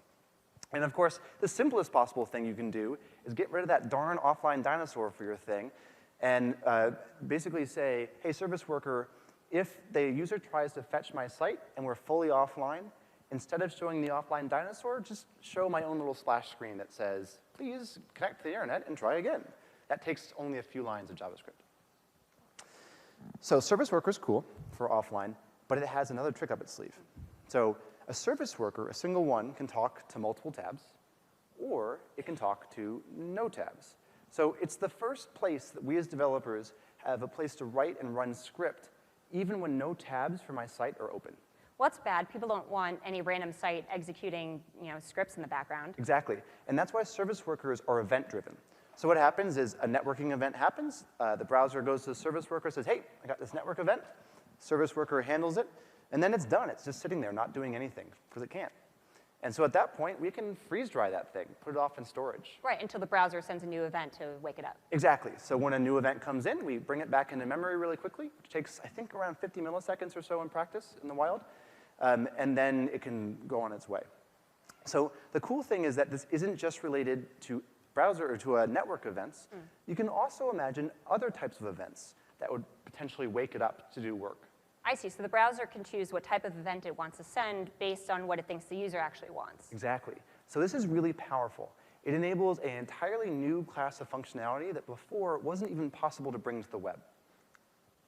So one of the new features, only made possible because of Service Worker, is push notifications. Now, until now, only native apps were able to send push notifications. But there are cases where you would want push without everything else that comes with being an app. So are these important, or? Yeah, this is extremely important. Basically, notifications are game-changing for engagement. More and more people are interacting with their phone, opening up new apps and experiences, largely because they got a notification first. And it's much less common that people will open up their phone and kind of dumbly look at their app grid and decide what they want to use. Here's an example. So The Guardian has a native app, and they found that in the hours after a breaking news event, up to 40% of their article views came from push notifications alone. Wow, okay. Yeah, it's huge. And so to demonstrate how important this is, I'm going to jump into a demo. So 9 months ago, Oscars season, I was at home, but I had to do a lot of work, so I wasn't able to watch the Academy Awards live.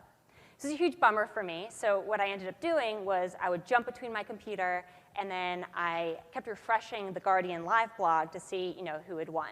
And what I would do is I would refresh, and I'd see, what Reese Witherspoon was wearing, and then I'd, click on that, and then look at some of her past filmography, and then just get distracted and jump back to my computer. Basically getting nothing done. Yeah, basically I was not getting anything done. You're working. Or at least I wasn't getting a lot of work done. But what if The Guardian had push notifications, right? What if I didn't have to jump in and engage, and instead The Guardian told me when there was information that I actually wanted to know? So suppose I open up the live blog, and I scroll down, and I see the ability to follow the story. So The Guardian explains why I'd want to opt into notifications. I want to engage with this particular piece of content, so I hit Enable Browser Notifications. And at this point, Chrome sends me the prompt, and yes, I want notifications, so I say Allow. Great. So now, confident that I'm going to get notifications about the content I'm interested in, I can just close Chrome and get back to work. So I'm working. Clearly. And I see a notification. This says, I don't know if you can see it on, I haven't tested this out. Right. So I see a notification on my watch that says that sound editing won some award. Now, this is one of those lame awards, so I just swiped away. I don't care. Wait, so you got that on your watch? Yeah, I got it on my watch because Chrome sends notifications just like any other Android app would. And in that same way, I get notifications on my phone just like I do from my messaging apps. All right, so wasn't interested in that content, so I go back to work, drinking coffee, eating donuts, writing very important briefs. And I see another notification. And this one, of course, Birdman won Best Picture, yeah. Right? I mean, clearly we all know that the movie that should have won the award was the Grand Budapest Hotel, which I'm sure everyone else in the room agrees with me about. So in order to express my opinion, maybe I'll dive into the live blog, open up the website, maybe leave a few very tastefully written comments about why this movie should have won. Anyway, but I won't bore you with that now. So the point is, push notifications let you know information when you want it. Like, Alex. What? I'm so sorry. Can you know how to wrap this up. I just Imagine Dragons tickets just went on sale. Are you kidding me? We're in an I.O. talk. I know, but I told you they're going to sell out, and I really love this band, and it'll take me 2 seconds. Okay, great. I guess why don't we go back to the slides? So I think the point that Elizabeth was going to make is that push notifications are great. In some cases, the notification is the content. You get all you need just by seeing it. In some cases, you want to dive in. And in other cases, it's for information that is so important to you that you want it to interrupt you at any time or place, including when you're presenting in front of hundreds of people at I.O. I got the tickets. Great. So happy for you. Hope it was worth it. Anyway, the point is that push notifications are this new primary interaction paradigm. It's how people engage with their apps.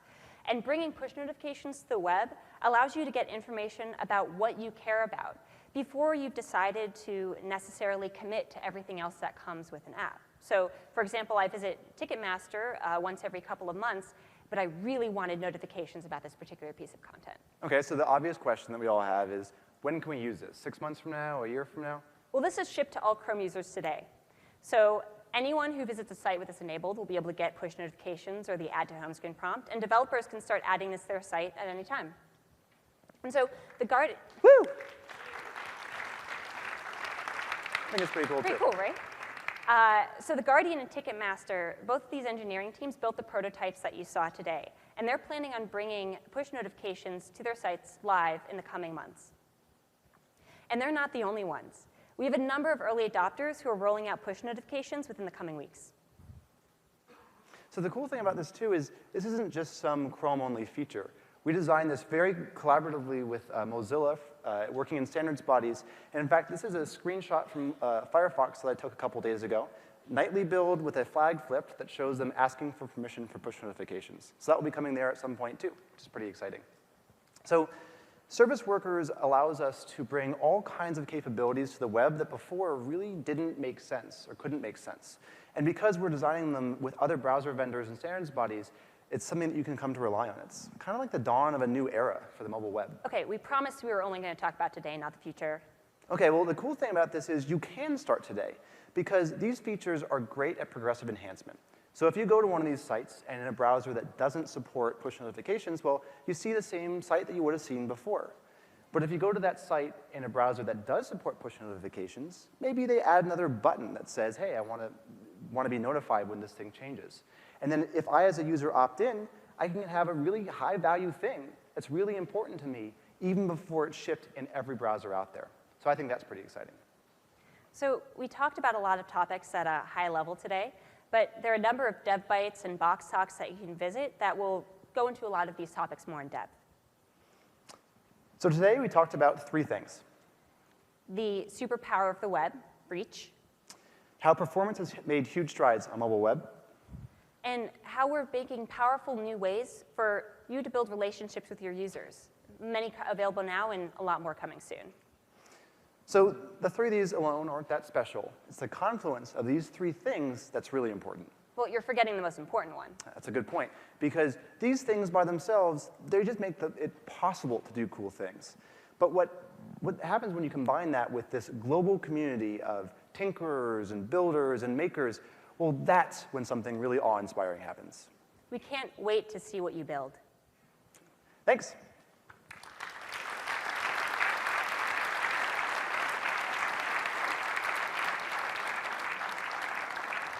So I think if there are any live questions, we can take them here. First of all, fantastic talk. Thank you. The question is about the service workers which respond to events. Does it involve the events like AJAX requests, or it's only when you don't have a network which initializes during the So basically what happens is you get a fetch event. So in your service worker, you say, Chrome, please notify me when any content from my domain is fetched. And then you will catch that event, you'll pass in what the request URL was, and you can respond to it that way. And that happens even when you're fully connected, because of course, you might be on flaky connectivity.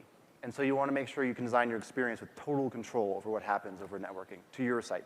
So you meant content of like HTML, or it includes AJAX requests? Basically, almost every request that goes to your site. There's a few exceptions for specific things. All right. So if you're using things like OAuth, which automatically authenticates, what's the design pattern to get data? Like, for example, if you used Google Plus authentication, right, which directly logs on to your page. I think that's a great question to go into more depth in the office hours. All right. But like, yeah, you have total control over this. It's pretty powerful. I got an easy one for you. Okay. I hope. The home screen, you mentioned that you find it interesting how many people use the home screen. I'm shocked at that. Where can I see the numbers for it? How many people actually add stuff to the home screen? So I don't know if we have those numbers to share today, but it's one of those things that even despite being a buried feature, I think people find a lot of value. And that's one of the reasons that we decided to bring this feature to other websites in a more proactive way when we feel pretty confident that the user will be interested in that one. And where could I find those numbers? Where do you find them from? I'm sorry, those are numbers that we have internally. Oh, secret numbers. Yeah, secret All right. numbers. What's the advantage of using a service worker over something like what we had at Angry Birds like 2 or 3 years ago? At Google I/O 2 or 3 years ago, they were using offline storage for Angry Birds. What's the advantage of using service worker? So service worker allows you to have very fine-grained control over all aspects of what's happening on the network. So then you can use technologies like IndexedDB and caching, explicit cache API to do stuff. Whereas before you were limited to a very high-level declarative approach, that if it worked for you, it was great, but more likely it didn't work for you. It couldn't do exactly what you wanted to handle in this particular case, and so it was basically useless. So service worker, the way to think of it is, are you familiar with the Extensible Web Manifesto?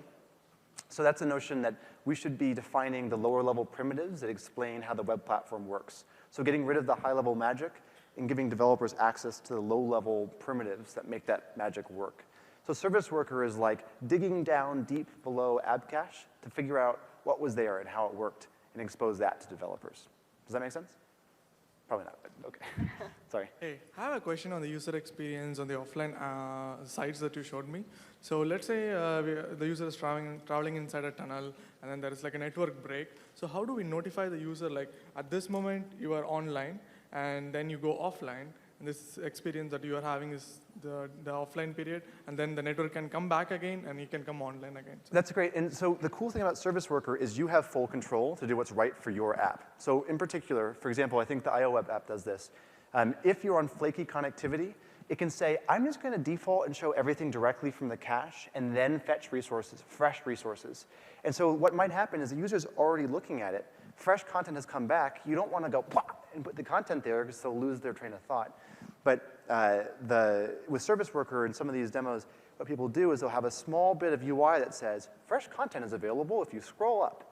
And that way you don't lose your way in the app.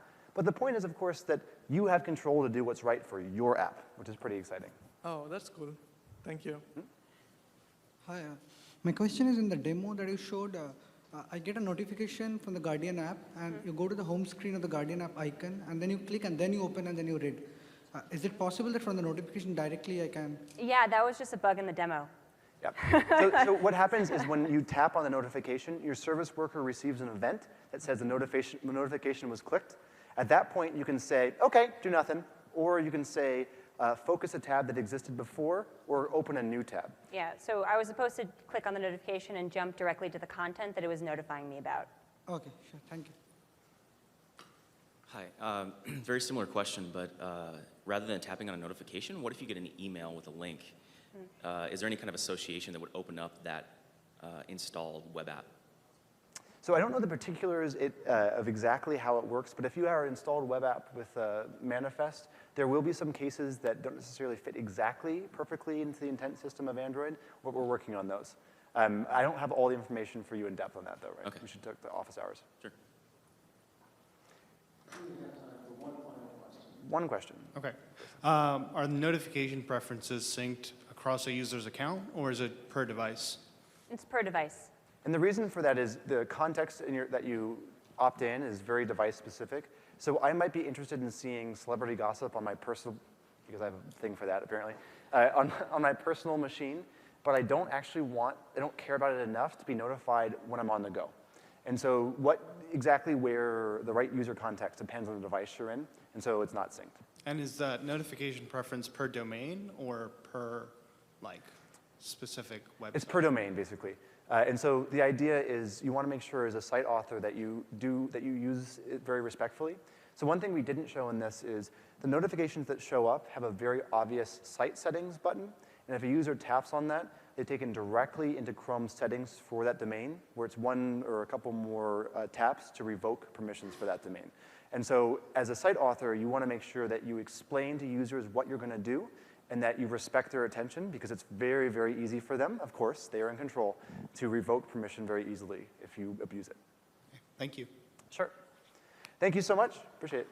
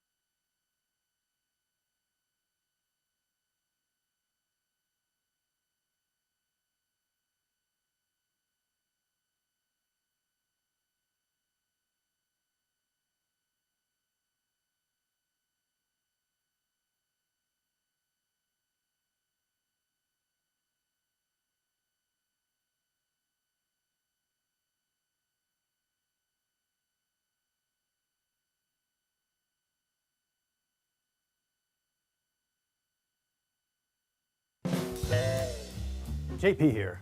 Google is developing a new track of online courses with Udacity. You know Udacity. They brought you such hits as Android fundamentals, mobile web development, and UX design. Let's take a closer look. These courses will investigate mobile app development on the cloud. Sound mysterious? Let's dive in. We have two main suspects, iOS and Android. No matter the suspect, we know how it starts. It's always a simple backend. But then the backend got moved to public cloud infrastructure. Of course, smart, better access, functionality, control, database options. This guy's good. Yeah. He knows that will lead to some pretty cool functionality. Real-time chat, monitoring, analysis, power. Unlimited power. With all that power, you could monitor anything. Trends, bottlenecks, hotspots. This guy's got hotter spots than a cat with lasers. With everything this guy can do, analysis, launch services in minutes, change development environments, mobile cloud development, anything is possible. Whoa, whoa, whoa. Let's slow down. Let's start at the beginning. Do you want to be part of the investigation? Go to www.udacity.com/Google and join us for the course on developing scalable web applications using the Google Cloud Platform. It comes in two flavors, Python and Java.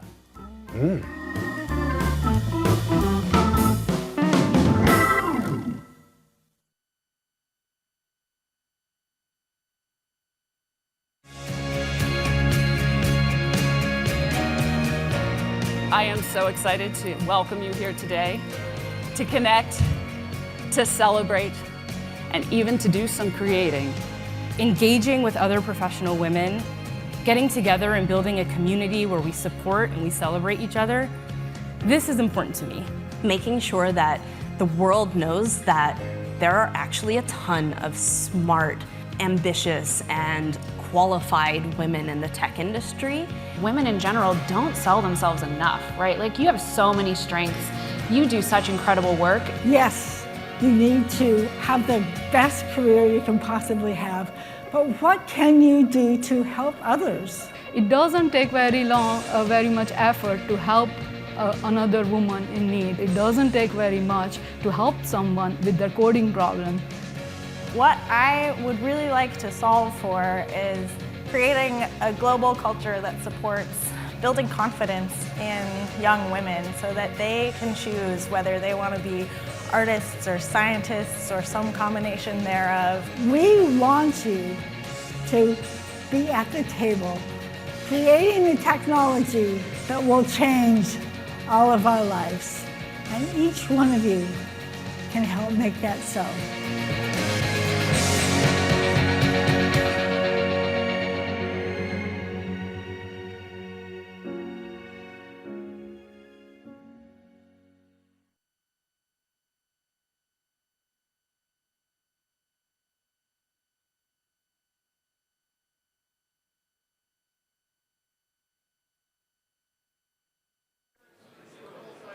Hey, it's Natalie again. Thank you so much for tuning in to the live stream.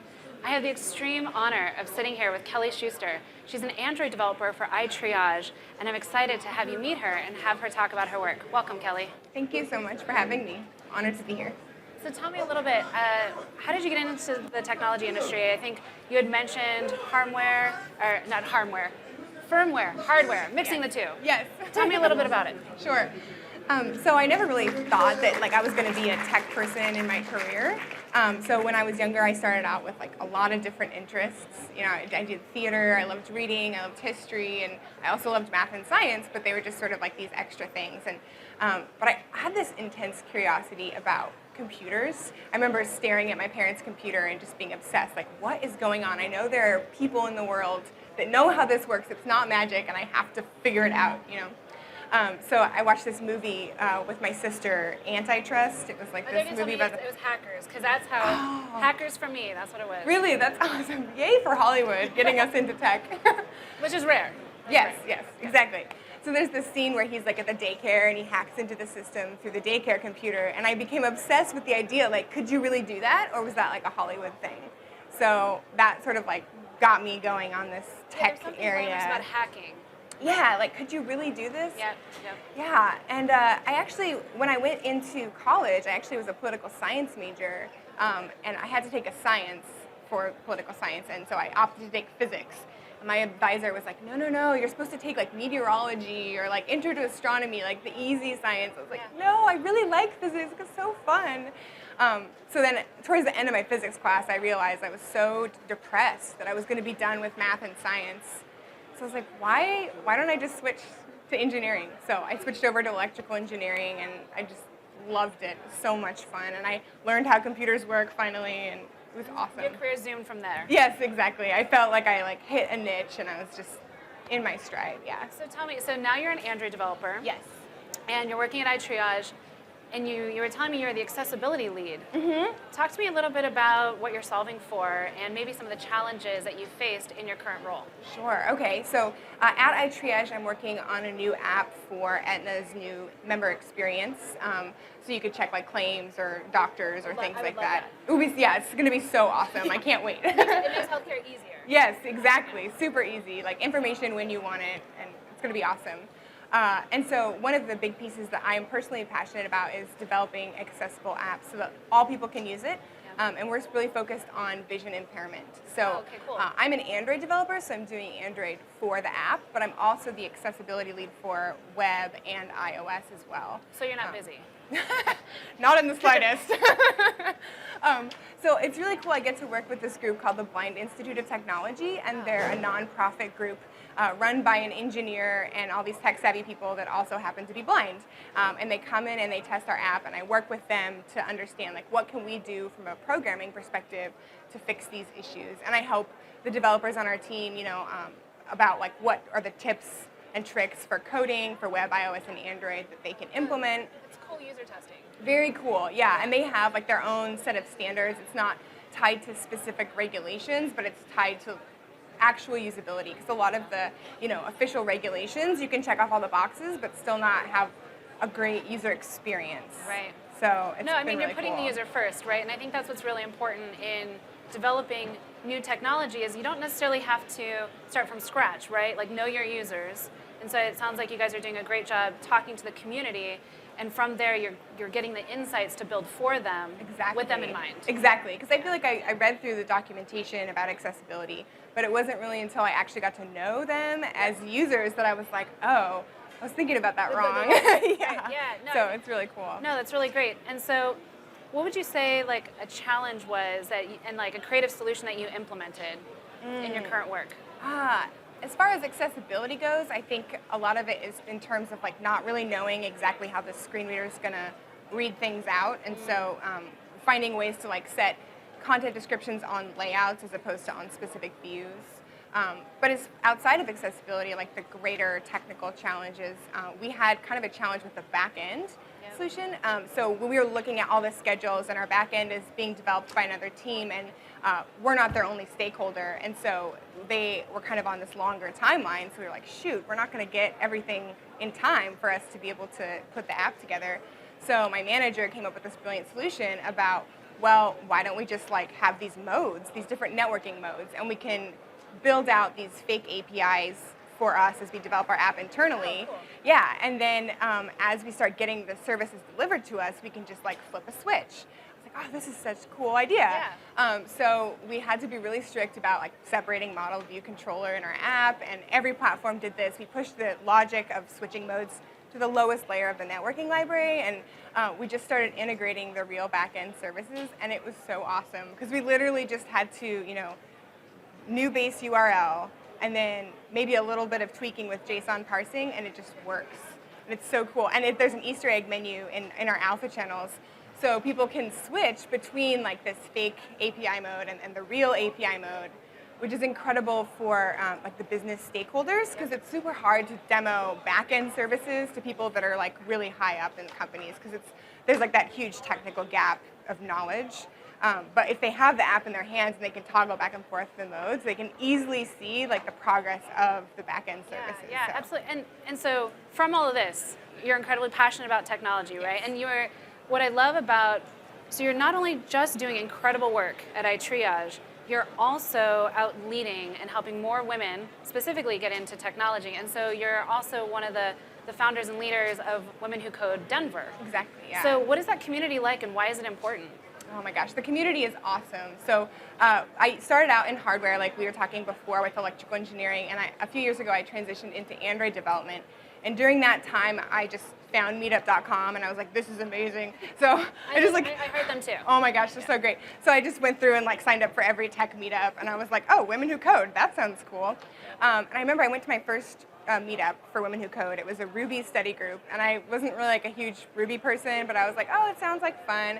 And I show up, and there are all these women literally just sitting around hacking and programming, and it was kind of indescribable. It's like the idea of where we both started was real. It wasn't just Hollywood. It was women actually doing what we always wanted to do. Exactly. And it was so, like, I didn't even realize I'd never programmed with more than one woman before. And I was like, wow, this is so cool. Yeah. And I didn't really realize I was missing anything in my life until I went. And I was like, oh, this is so cool. I want to do this all the time. So I started going to their meetups, and they had a lot of really good tech talks. And the woman that was leading Denver was actually moving to Boulder, I think. And so she was going to do the Boulder stuff. And the position opened up, and I was like, do you want to lead? We need someone to lead it. And I was like, I would love to. Like, the women that I meet here are phenomenal. And it's really cool too, because like with accessibility and all these things, I'm interested in the idea of like a full stack or multi-platform knowledge, which is amazing because in the Women Who Code community, we've got Java people, we've got iOS, Android, Ruby on Rails, Scala, like you name it, they're here in my group. And so when you go to the meetups, you don't necessarily just even have to work on, what you're working on at iTriage. You can work on personal projects. You have personal projects that you're working on outside of your current work? Yeah, actually. So I have one little app. It's called Should I Buy It? It's sort of... This already sounds dangerous. Yes. It's actually, so I'm a personal finance geek, and I like to help people make smart financial decisions. I like shopping. Yes, okay. I'm really good at spending money. All I need right. to learn how to save it. This app might help you then. You put in what you're going to buy and how often you think you're going to buy it, and it will tell you if you would have invested the money instead, how much you'd have after 10 years. Yeah, I need this. Yes, it's awesome. So it is available on Android. It yes. is? It's on the Play Store? Yes, on the Play Store. Okay, so tell me again, what's it called? Should I Buy It? Should I It's Buy got a little It? green logo with a scale of like a bag of money or a cup of coffee. All right. So that's, All right, yeah. I think I might, I'm gonna start saving more money because of that app. Cool. So again, I'm really thankful that you made time to come and visit us today. You're clearly doing incredible work for accessibility at iTriage, and you're leading Women Who Code Denver. It sounds like you don't really have spare time, but then you've created this awesome app. So anyways, I'll look forward to hearing more innovations that you're creating in the future. Thank you so much for making so out much. the This is time. awesome. Thanks.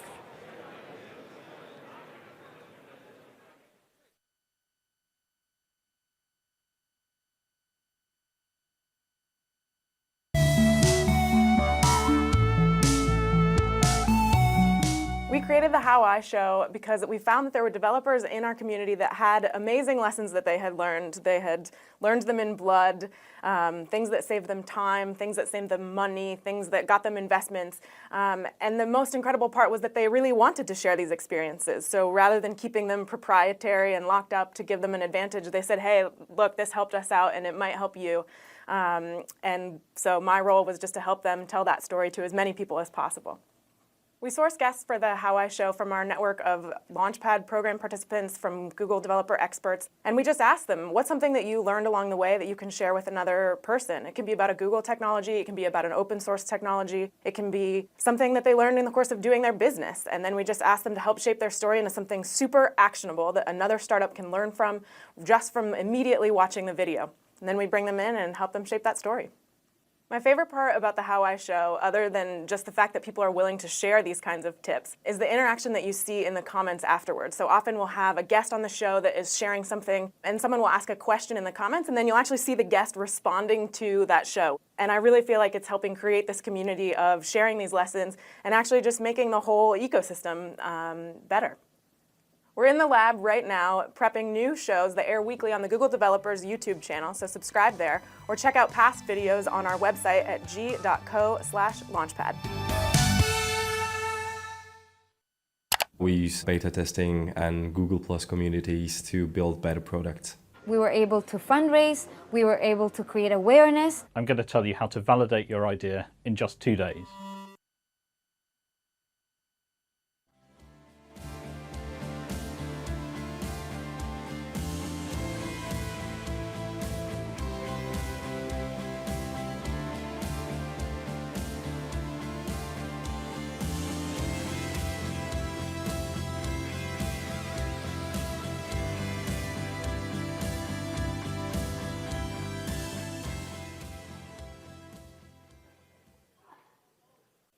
Hello, everybody. Welcome. So this is our Growing Games at Google session. I'm glad to see so many people here who are interested in games. I'm Noah Falstein. I'm our chief game designer here at Google. I'm also a member of the Scalable Advocacy, Developer Advocacy Group. Here today to give you a big picture of just some of the many ways that Google supports game development. And also we have a couple of my colleagues here to go a little bit more into depth in some of the areas where we have some new developments. And I'll try to touch on some of the stuff that was also covered at the keynote here, at which I'll be ad-libbing, so forgive me. We also, if those of you who are coming to see Duncan Curtis because you're Duncan's fans, he's chickened out for the measly excuse that at any moment he may be called away to attend the birth of his first baby. But what the hell, we still love you, Duncan. So, how many of you are game developers? Professional? Wow, that's great. Looks like more than half the room. And I take it most of the rest of you are probably game players? Okay, well, you're in the right place. Let's get going. So I've been a professional game developer since 1980, and in all that time, I've only seen really one constant in this industry, and that's been the change that it goes through so quickly. So we've grown from this tiny little hobbyist market, where we were putting floppy disks in Ziploc bags, with printed out pages of instructions, to this huge industry where it touches on almost everybody who uses information technology. It's just been amazing to see the growth over time, and really there's no sign of it slowing down. I've never, in fact, seen as much promise in the industry as there is right now. If you just think about everything that's going on with consoles, mobile, web, new growth areas like wearables and VR, everything is thriving. And we're supporting all those things here at Google. But any support system for something as complex and multifaceted as the games industry has become can be a little bit hard to picture. You've got a lot of things plugging into other things and things that depend on other things. So describing what we do here at Google is similarly complex at times. We've got hardware, operating systems, software packages, and services to describe that all interconnect in all these ways. But the nice thing is that we in the games industry have a long history of having to describe these kind of complex things. You think about build trees or technology trees, skills or magic abilities that are associated with different character classes.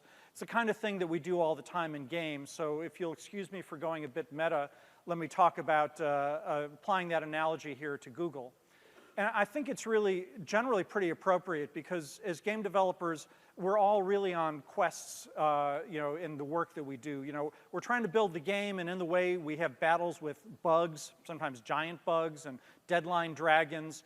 We're all after that fabled golden chest of loot at the end and want to survive to be able to launch our next quest and keep going. So think of Google as supplying, the equipment, the armor to level up your skills. And whether you're just a level 7 coder looking for a new API to arm yourself, or maybe you're a level 20 game producer and you're trying to map your path to the fabled land of mobile engagement, maybe you're a demi-CEO and you're in search of a monetization spell, we can help you here. So this is a rather schematic skill tree. Unlike games where one thing directly depends on another, it's a bit more complex here at Google, so I'm keeping it simple. But if you picture the operating systems and the hardware platforms that run your games as your choice of like a character faction or a hero class, and the services that we offer as skills or spells or power-ups, you'll find it easier to see which ones of those apply to you and your games and your game development and be able to kind of mix and match as you go along. So let me go through some of these. For each of these services as power-ups, I'm going to be showing cards here that will talk about aspects of game development they help, whether it's building your game, growing your audience, engaging that audience, or monetizing the game. So let's start with the operating systems. The Android OS, we give you the API libraries and the software tools necessary to build, test, and debug your game. And Android's reach is just enormous. I mean, every day over 1 million new Android devices are activated. With Chrome, you can build cutting-edge games for the web that use tools to make it scalable and easy to deploy, able to run on multiple platforms. And the Chrome Web Store helps the interested users to find your games. And then we have all the devices that these games can run on. Android phones and tablets are the largest potential platform for games worldwide with over 1 billion installations. Just think about 1 billion installations out there. We'll be seeing games with 1 billion players at some point in the future. Last year, we announced Android Wear. You can include wearables like watches as part of your game's notification system, or as we saw with some of the great new things going on at the keynote, watches themselves are really an interesting standalone device to consider running games on. There's just so much you can do with them now. And also, to go to a bigger screen, we have Android TV. You can engage players with a variety of hardware solutions there. It's out on a lot of televisions that are coming out in the very near future.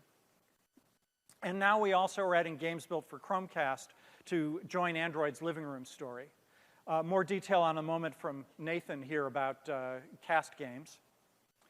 Google Cardboard was featured quite a bit at the keynote and very exciting. I really think that this is an area that we're going to see a lot of growth in the near future. It's our inexpensive VR solution announced just last year at I/O, and now, as you've heard, we have over 1 million units already in the hands of the public. And think about that kind of blue ocean out there. You know, if you're a small game developer and you want to create something that goes out to, you know, over 1 million potential users and is inexpensive to develop for, Cardboard is a great choice for you. So you should check out their talks and their display here at Moscone for more updates. They've got some great stuff that they're showing. And developers have already begun to explore new terrain with our Project Tango devices. They use a human scale awareness of their surroundings to engage players with entirely new types of games. How many of you have been over in the Project Tango section and seen some of the games they're doing? Well, I hope that all of you get a chance to catch it by tomorrow because they've got some wonderful games and non-game apps, but Tango is really going to shine for a lot of entertainment applications there. So those operating systems running on our hardware platforms can support a really wide variety of services, and they're, as I said, the equivalent of power-ups to provide that kind of enchanting Google magic you want to put in your games. So, for example, we've got Google Play. The Google Play Store, every month, Android users download more than 1.5 billion apps and games. And the user ratings and rankings on the Play Store can generate buzz to engage your users. You can place ads for your game right in the Play Store, and you can sell your apps in over 190 countries and territories worldwide. So tremendous reach there. And to go along with that, Play Game Services is a really versatile package we have that helps you build better games. Just some of the things it can do include achievements, leaderboards, cloud save. It's got real-time multiplayer and quests for your mobile, and that's Android or iOS and web games. And it lets you track specific game events so that you can analyze micro gameplay and patterns and tune your game very well. So as a designer, I find that particularly interesting. You can get down to a very deep level with what Play Game Services provides for you, and a lot of that stuff is very powerful and easy to use. Play Games has grown to 450 million users since we launched it at I/O 2 years ago, with 185 million users added in just the past 6 months. And it's the fastest growing mobile gaming platform in history. We'll be hearing a lot more about this from Ben in a few minutes, but until then, let's move on. I mentioned Google Cloud Services. It enables developers to build, test, and deploy applications on our highly scalable and reliable infrastructure. You can choose from computing, storage, and application services for your web, mobile, and backend solutions with cloud. Then Google Analytics. The best way to grow your audience is really to know who's playing your game and on what devices and where they come from. So with Analytics, You can help your designers identify bottlenecks and in flow and improve gameplay. And the next few power-up services specifically focus on increasing your bottom line. For example, AdMob and the Google Display Network that can extend your reach can help you place ads in mobile apps and on sites across the web to more users. You can earn revenue with advertising from over 1 million Google advertisers, or grow your in-app purchasing by bringing your best users back. And DoubleClick. It's another chance to let you take your in-game advertising to the next level across all the screens with ad management tools. You can integrate with top ad networks to maximize your revenue and create a gamer-friendly ad experience with things like the TrueView skippable video ads that give a better ad experience for the gamers, and also that means higher monetization for you because they're having more fun and not as frustrated. Advertising with AdWords allows you to reach new players at the precise moment that they're searching for your games. And last but definitely not least, we've got YouTube that satisfies gamers' hunger for video. You've got 95% of gamers who turn to YouTube for entertainment and information in the moments that matter to them. And you can drive engagement, grow your player base with YouTube by allowing players to easily upload and share their game capture videos. So that's it for now. We're adding more services all the time, and I really haven't even hit everything in depth. We offer a really thorough and varied set of platforms and services that can help build your games, grow your audience, engage them with these great features, and monetize your content. So here's a link, developer.google.com/games, that gives you more information on how you can start to play with these power-ups and win at this metagame of game development. And now I'm not going to test your patience by going into depth in each of these things or testing you on what I've just been talking about, but we are going to tell you more about two very specific areas. We're going to start with Nathan Camarillo here from the Google Cast team. He's going to tell you about the new services available to developers from Google Cast. Nathan?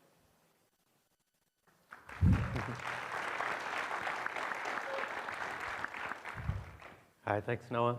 Hi, everybody, and hello, everybody on the internet that's watching. So I'm here today to talk to you guys.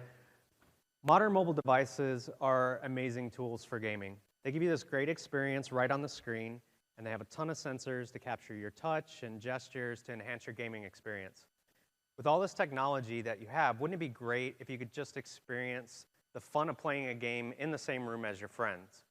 With Google Cast Games, you can recapture that magic of sitting down in your house and playing a game in the same room as your friends, all on your own devices, connected to a really big screen with great audio. My name is Nathan Camarillo, a product manager on the Google Cast team. And today I want to tell you more about these technologies and some of the great improvements our team has made recently to enable new experiences in the living room. Google Cast is designed to use your mobile device to drive experiences on home entertainment devices. For example, we see a 45% increase in YouTube watch time upon a Chromecast activation. And Chromecast is really easy to use. You just pick the content using the apps you already know and love, you tap the Cast button, and you enjoy the content on your TV. It's pretty easy. Our first product was the Chromecast, which has sold over 17 million units and was a top-selling streaming device, including streaming boxes in 2014. We're building a larger ecosystem of devices, from televisions to set-top boxes and streaming devices for audio. This year, we rolled out audio devices powered by Google Cast for Audio, and Chromecast continues to see tremendous success. Here at I/O 2015, we'll show you how we're improving the Cast experience by unlocking even more opportunities for game developers. And what does that mean for you as a game developer? Across Google Cast, when games and apps are connected to the TV, we see increased engagement, stronger monetization, and because the living room is inherently social, you have multiplayer games that result in more downloads for you. Because you can utilize the power of a mobile device, all the power of that platform, like payments, already exist and are available to you. Just a few months ago, in November 2014, we released our first wave of games for Google Cast.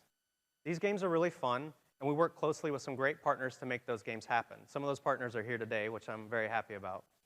I want to take a little bit of time to talk about these games because they're really great examples of how to design a Cast game in case you didn't get to try them yourself.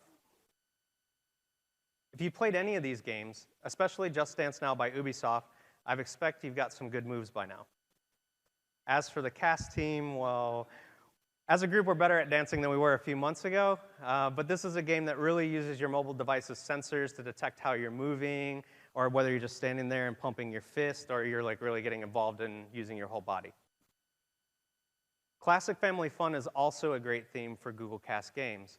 That's why we work closely with Hasbro to bring adaptations of some of your favorite board games to the big screen. If dancing isn't your thing, maybe Scrabble Blitz is more your speed. It's fast, it's intense, and guess what? You actually have to spell things. There's no autocorrect here to help you out. We also have other classic brands like Connect 4 Quads, Monopoly Dash, and Simon Swipe. You should check out some of these great games. They really are fun for all ages. And game shows are really fun too, right? You guys like game shows. If you think about it, almost every great game show has some sort of big board full of fun and prizes and surprises. When we worked with Sony Pictures Television on Wheel of Fortune, we saw how much fun that could be to use your TV as the big board while controlling the game with your mobile device. By using a game show format for your design, you too can play at home. You might not win a giant bundle of cash or win a lifetime supply of shaving cream, but you will have a lot of fun.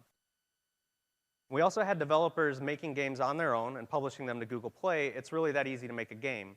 We noticed a game called Emoji Party for Chromecast by Troido, and we reached out to them and worked with them directly to fully utilize the cast experience. It's a fun game where these movie titles pop up on the TV, and they're all encoded in emoji speak. You compete with your friends to see who can guess them first and earn the most points, and in this game in particular, 10 players are connected at the same time through one television. Can anybody guess what this one is? Yeah, okay, this is an easy one. Planet of the Apes. These types of games go a long way toward fulfilling a dream for game developers to enable people to play games on their TVs without expensive game consoles.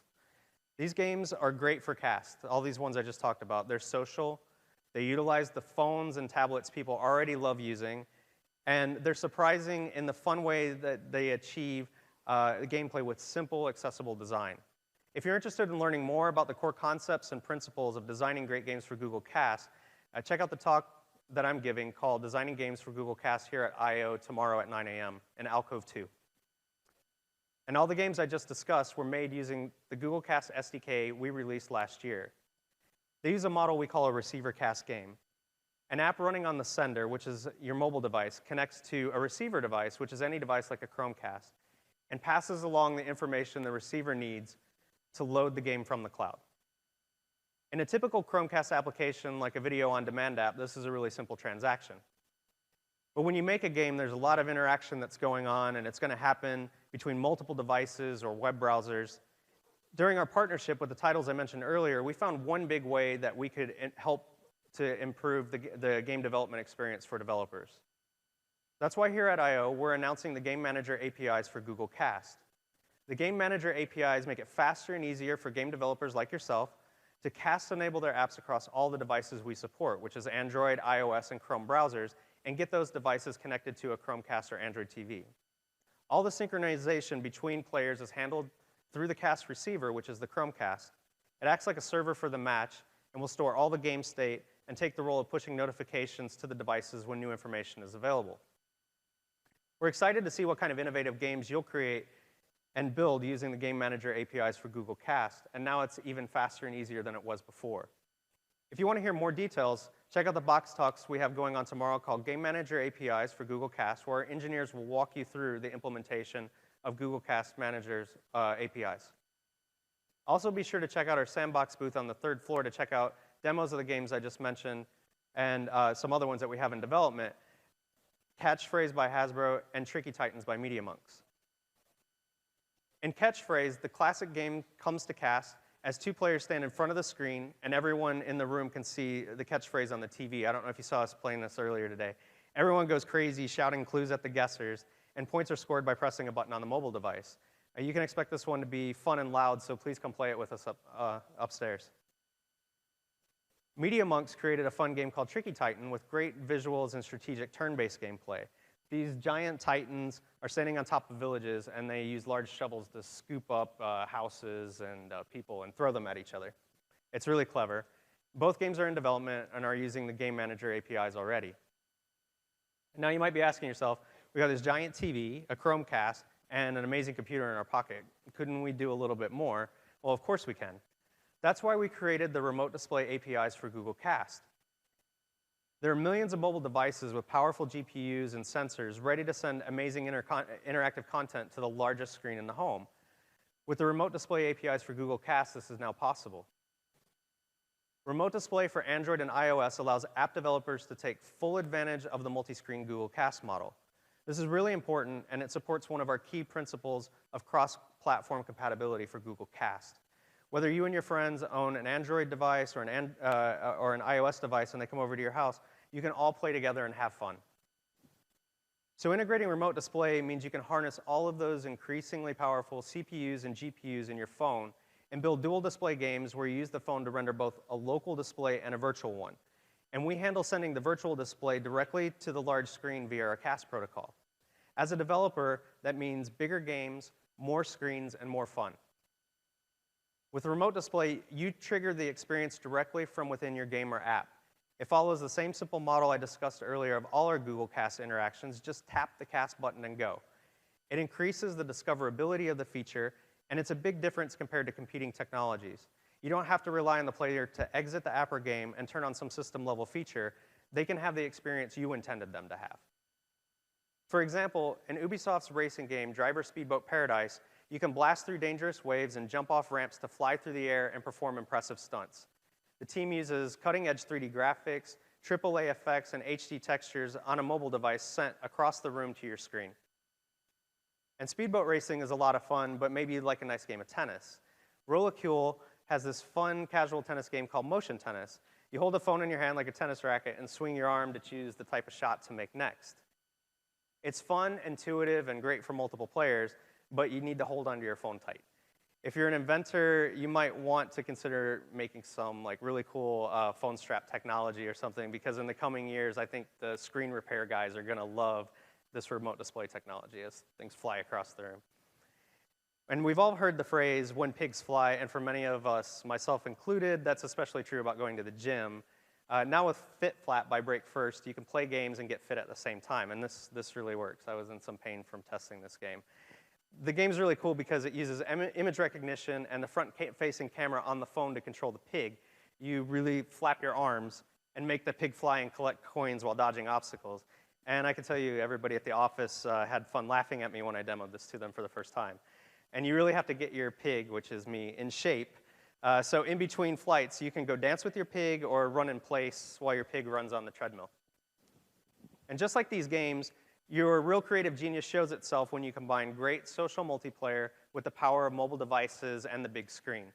Come check these games out on the 3rd floor in the Google Cast area. You can create new games or even extend your existing games and applications with the Google Cast Remote Display APIs. When you do it all right, you have an entirely new living room experience, and players really get involved in the game. We've seen this happen with several great Cast games already, and we want yours to be next. So visit developers.google.com/cast to learn more as we roll this out on all platforms over the next few days. And be sure to check out our 3 sequential box talks, which will be repeated 2 times tomorrow, called Designing Games for Google Cast, Game Manager APIs for Google Cast, and Google Cast Remote Display for Games, starting at 9 and 3 p.m. tomorrow in Alcove 2 on the 2nd floor. On our developer site, we're going to provide you with the receiver SDKs, the sender SDKs for Android, iOS, and Chrome, sample games that help you get started, game debugger apps and debug UI for the receiver, UX guidelines for Cast games, and all the SDK documentation and reference. So we really want to help you out. Make sure to check out all the demos that I mentioned before, because there's so many unexplored games just waiting to be created to inspire and excite millions of gamers. After I/O, please go make something awesome. Thank you.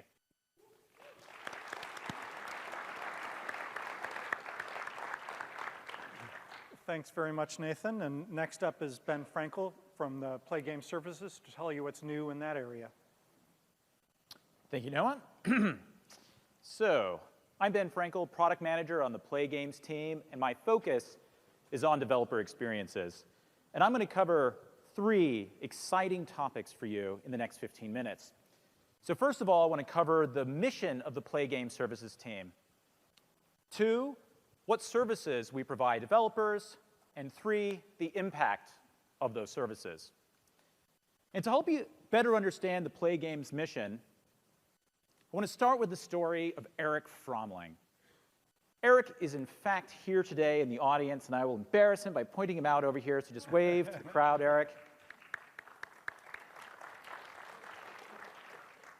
And Eric is the archetype of the type of developer we want to help with Play Game Services.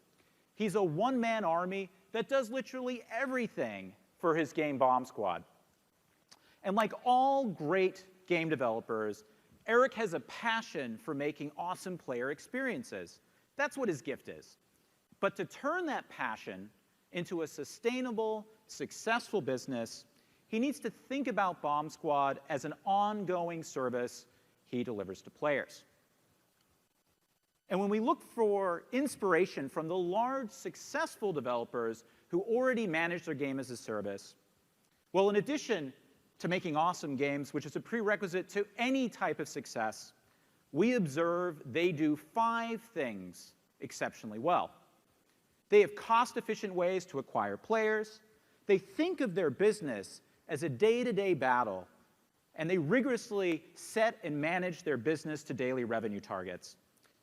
They're advanced users of analytics that help them identify hotspots in their business metrics so they know what to focus on, what metrics they need to improve, and they have a deep understanding of what's working and not working for their players.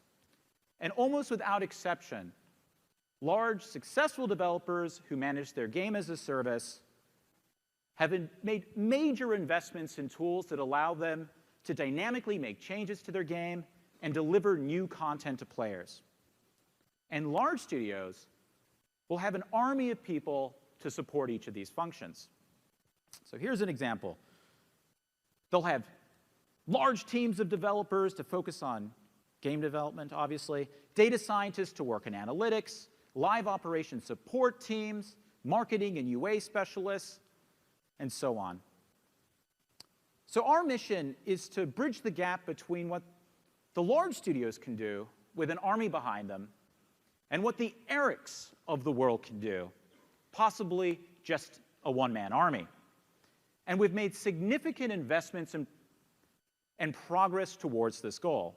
Today, Play provides services across the board, from pre-registration, which I'll talk about in a bit, to help with user acquisition, to business management tools in the developer console like player analytics, to our suite of core game services like quests and achievements and leaderboards and multiplayer to keep players engaged with new content and goals.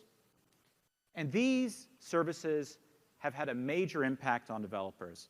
And today I'll just go through a couple of examples to show you.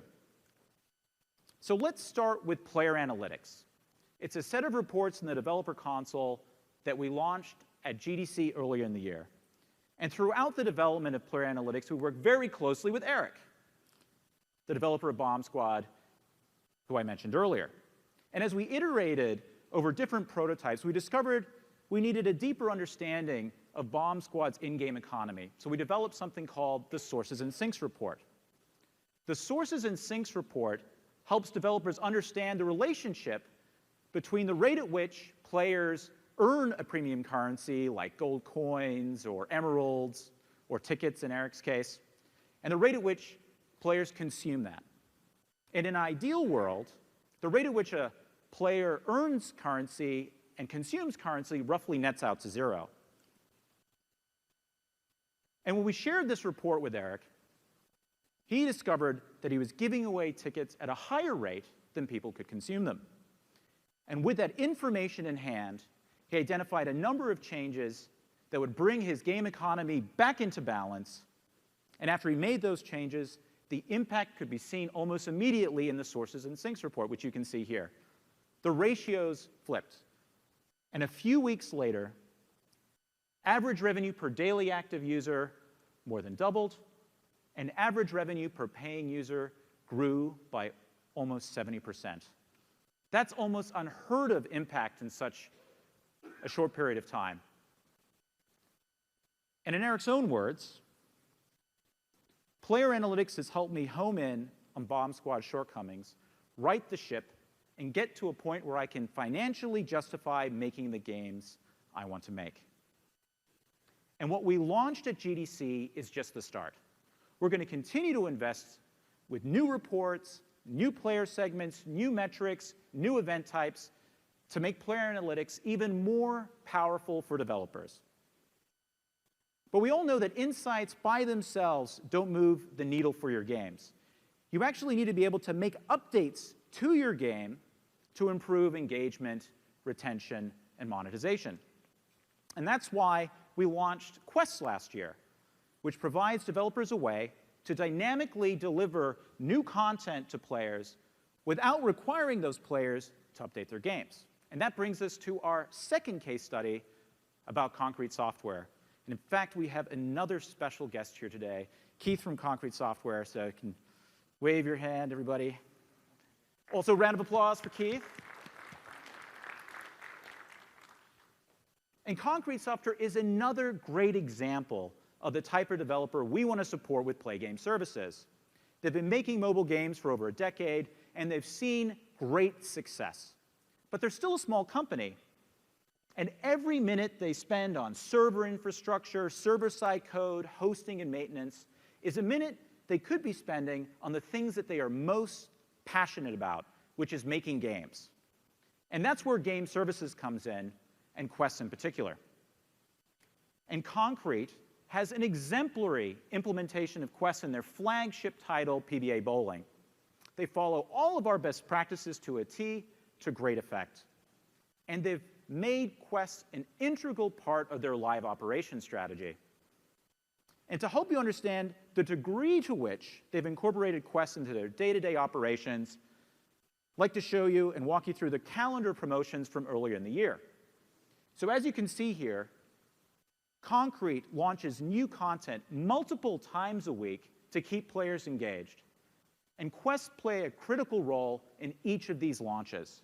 For example, on January 7th here, a new bowling ball, the Hammer Black Widow Legend, which is a very impressive, possibly even scary bowling ball, was launched. And along with the ball, they ran an ad in the game, they promoted it through social media, they pushed notifications, and very importantly, they had a quest to support the launch of the new content as well. And the reason why they've made Quests such an integral part of their live operations strategy is because Quests produce a measurable, material impact on player engagement. They found users, on the day that they accepted a quest, played close to 15% more sessions, and that the impact was sticky. And they observed close to 4% more sessions in the following days. And Quests are just the start of our live operations strategy on the Play Game Services team. We're going to continue to invest in tools that support dynamic content updates, that make your game feel more alive and engaging, tools to allow you to respond to changing player needs, and tools that allow you to create more personalized and fun user experiences tailored to every player. And everything I just mentioned is available for free to anybody that integrates Game Services. Finally, making a successful game is still really, really hard to do. It's a lot of work, no doubt about it. But with services like Player Analytics and Quests, integrating Play Game Services is a great first step to success. So to learn more about Game Services, you can go to our developer. There we go. I won't touch that microphone anymore. You can go to our developer site. And on our developer site, you can find our SDKs for Android, iOS. We have a cross-platform C+ SDK as well. We have a Unity plugin.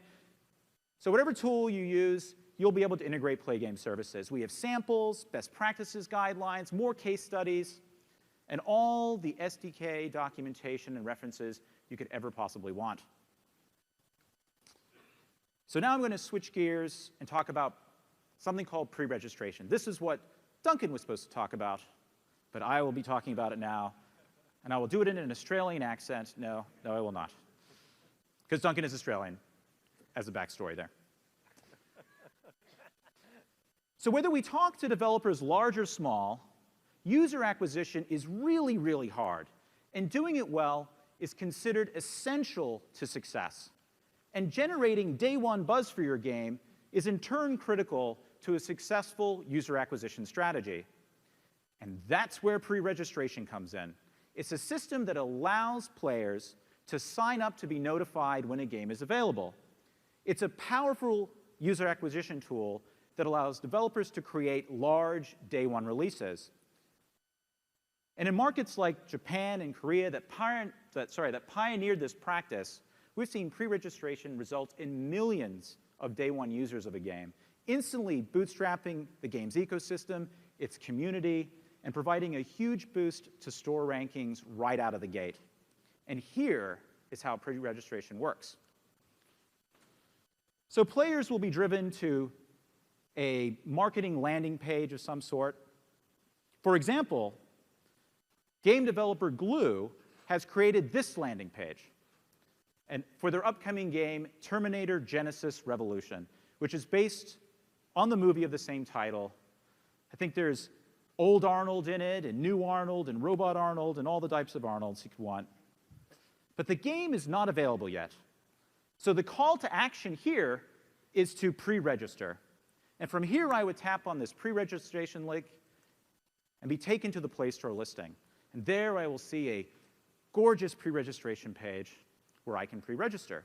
And once I've clicked on the pre-register button, I'm informed that I will get a notification the day that Terminator Genisys launches. I cannot wait. And now that I'm pre-registered, I can explore other content about the game. I can watch a YouTube video. I can read more about the details of the backstory of the game. And as I scroll down the page, I see that I can share the game with others and see other games from Glue in this case. I can also see that if I install the game by June 4th, next week, I think, I get a very welcoming welcome package that includes grenades and rocket launchers and so on, exactly the types of things that I think about when I think of welcoming. At last, it's launch day. The game is ready to play. I get a notification on my device, and when I tap it, I'm taken to the game details page. And from there, I can install the game, get my reward, my bounty of weapons, and of course, very importantly, save humanity from a never-ending wave of killer robots. That's victory. So what's next? If you're interested in using pre-registration for an upcoming game or an app, you can contact your BD manager, or you can go to this link here, which will be available in the slides later on. And with that, I'll hand things back to Noah to close us out. Great. Thank you very much, Ben. Well, just want to remind you to give us your feedback, ways that we can improve these sessions. If we don't hear from you, we don't know what you're going to want to know more about. We've got just a few minutes left here. If people have any questions, we got some microphones in the center aisle. So please feel free to line up. We've got time for, I think, just one or two more questions, and then we should be able to go. And I'm sure, come on, some of you have to have at least a few questions. All right, somebody's brave soul's coming up here. Willing victim. How does Cast and Google TV play nicely with each other? Because it seems like you could have a game which is broadcasting the Cast, or you could have a smart TV and have your game running on the TV. So how does that interaction work between the two of them? Yeah, that's a really good question. So that everybody at home heard that too, I'm sure. I don't need to repeat the question. Yeah, so the nice thing is if you're an Android developer and you're really familiar and comfortable with developing native Android apps, Android TV is a great platform for you to develop for. Cast is also a very good option for you to develop and create your games. Every Android TV is also a Google Cast endpoint. So the great thing is, as phones and TVs get more and more powerful, the Android TV set-top box that you buy now becomes a really powerful device for Cast content into the future. So the pre-registration thing is a great thing for business. Like getting users up front is fantastic. You don't have to worry that much about growth in the early stages. But the problem is there a way to use something like the staged rollout or the beta release along with this pre-registration so that you ensure that when 5 million people install your game on the first day, you don't have a 50% crash rate? The answer is yes. Cool. It's good and succinct. Well, you know, we're just about out of time. It looks like you're out of questions, so thank you very much for coming, and enjoy tomorrow at I/O.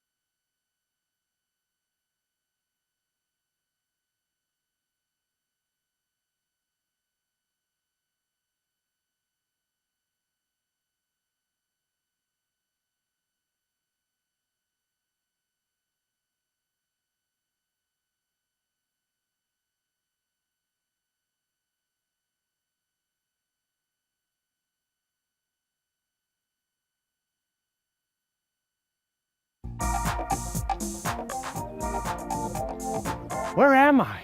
Oh no, Building 45 at Googleplex. And how did I get here? Gosh, you tell me. You just came here and started speaking. And what are we doing again? Good gravy. Presenting Google Play Services 7.3. Get to work. That's right! Welcome to release 7.3 of Google Play Services. And as usual, we packed it with lots of new features that will allow you to build better apps, because that's what this is all about. And big announcements for Wear is that you can now connect multiple wearables to a phone. Let's check that out. I can't decide which wearable I'm gonna wear today. I kind of like that black one. But that one is better if I'm going jogging. Heck, I can't decide. They're all so nice. Hot dog! Since I have Google Play Services 7.3 installed, I can wear them all at the same time!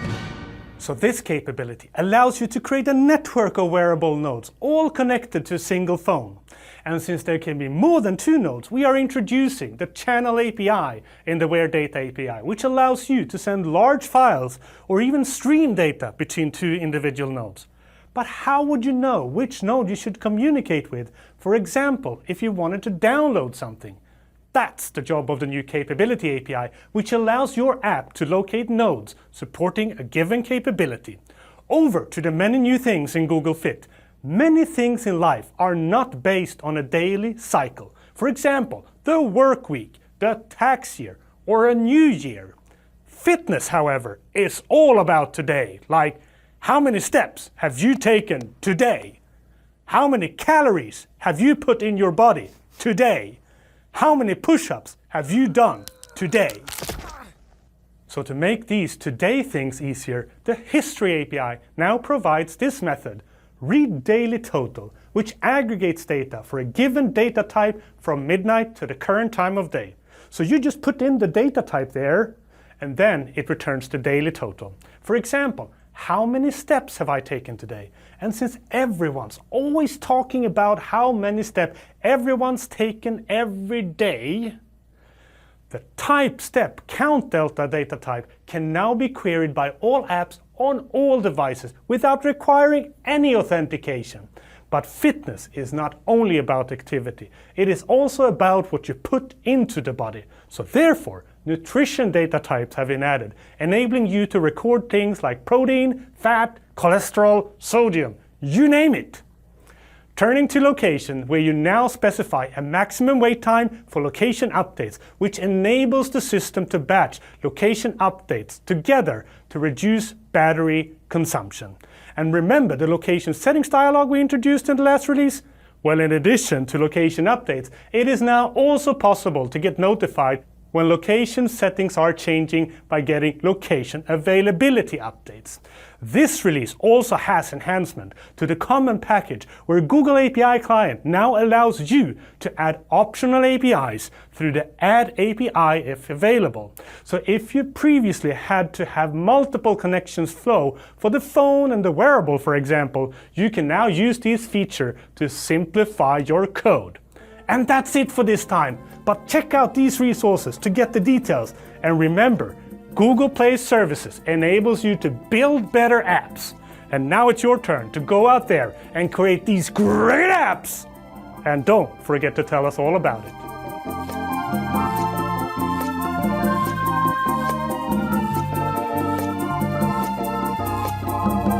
Oh yeah!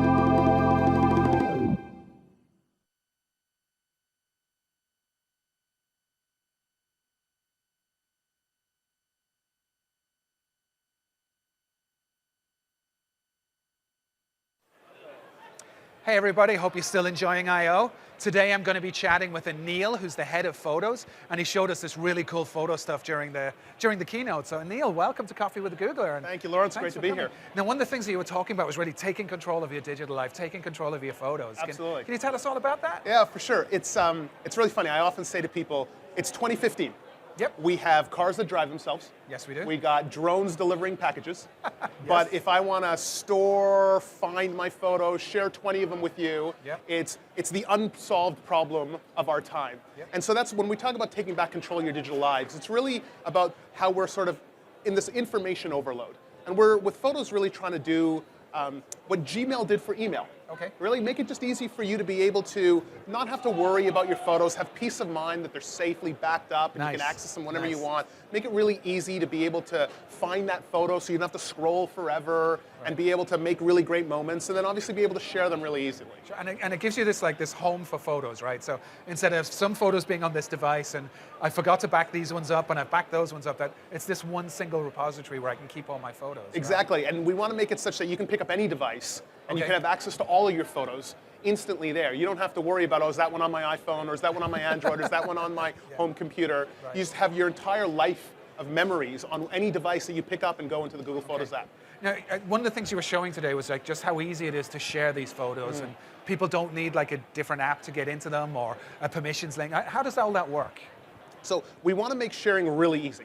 And I have this with my wife all the time. So, she takes a bunch of photos of the kids, I take a bunch of photos of the kids, and we're trying to exchange photos because we all want to hold on to them, we all want them together. And normally you have to share them in some way or with some app, and then you download, and then you re-upload. And so with Google Photos, we said, let's just make it really simple. So we make it so you can just sort of select all of the photos really easily, say grab a link. You can send that link to anyone. It's a really secure link. But anyone who has it can get access to the photos and see that content, and they can just tap one button, and all of those photos and videos are immediately copied into their libraries. Nice, nice. Now, do they need to have a Google ID at least to be able to sign in to get that storage? And if they want to be able to copy those photos and videos into their library, then they need a Google Photos library, which means they just need a standard Google account. Sweet.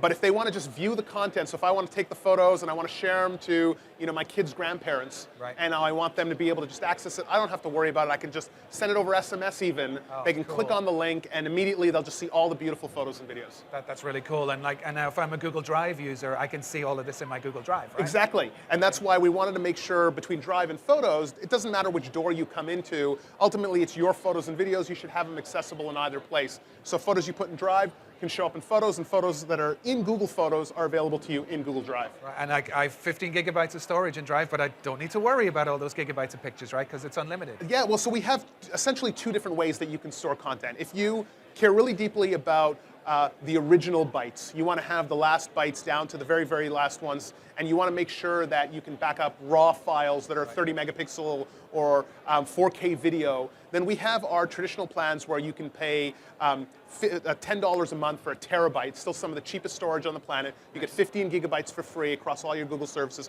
and that continues. But as we were talking to people and we realized the challenges in this sort of taking back control of your digital lives is we take so many photos and videos.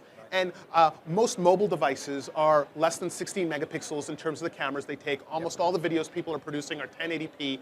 And we thought, what if we could take these photos and videos that these people are creating and let them have peace of mind? We can back them up unlimited for free. And so that's why we created this ability now to back up a lifetime of memories unlimited for free.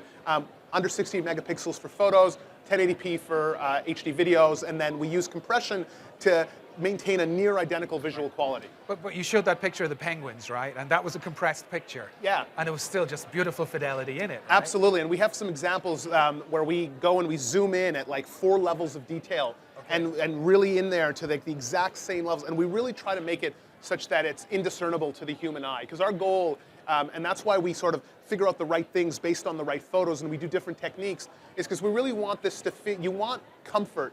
That like if this is the only copy of that photo you have, we want you to feel incredibly comfortable and with peace of mind that you can always have access to that photo, and it's a good enough, high quality photo. You can print it, you can share it, and it's just like the memory that you remember and just like the photo you took. Yep. Now, my daughter's in love with penguins. She absolutely loves penguins. And when I was like looking at that picture, I was thinking of her, and I have to send her that picture. But she's one of these people, like, and I'm sure she's a teenager, and lots of teenagers that they'll take out their cell phone and they'll take picture, right? Absolutely. She'll take 10 selfies of herself, and then she'll like pick the right selfie, and then she doesn't like the others. And are we doing anything like, for that overwhelming amount of pictures? Yeah, I mean, we have just scratched the surface of all the things we need to do with photos. We're pretty excited about these 3 key ideas. We think there's more that we can do to help you easily and safely back up your life of memories. We think we want to make sure it's even easier to be able to find and organize. What you're describing is very much in that category about like, make it easy for me to hold on to just one of the 10. Right. And how about when I share with my wife, make it really easy for us to be able to put those photos in a single place. Like there's a lot of really great opportunities here. Cool. And so we're just getting started in photos. We've got a lot to do. Oh, I mean, you've done so much, right? One thing really piqued my curiosity this morning. So you were showing this thing that had like faces of your relatives. Yeah. And you picked like your niece, I believe it was. And then it showed like pictures of her all the way down to a baby. Right. But how did it understand like that the baby is the same person because the face is different, right? Yeah, so we auto-organize your library by the people, places, and things that matter. Okay. So in my particular case, it was very much my wife, my 2 kids, the mother-in-law, the father-in-law, the brothers and sisters, etc., friends. And in the case of the niece, what we do is we group faces that are similar, typically in within a few years of an age group. So for example, in her case, we would have likely done something from when she was a baby to being very young, and then something in sort of her middle kind of toddler to 8, 9 years old, and then now when she's 10 to 15 years old.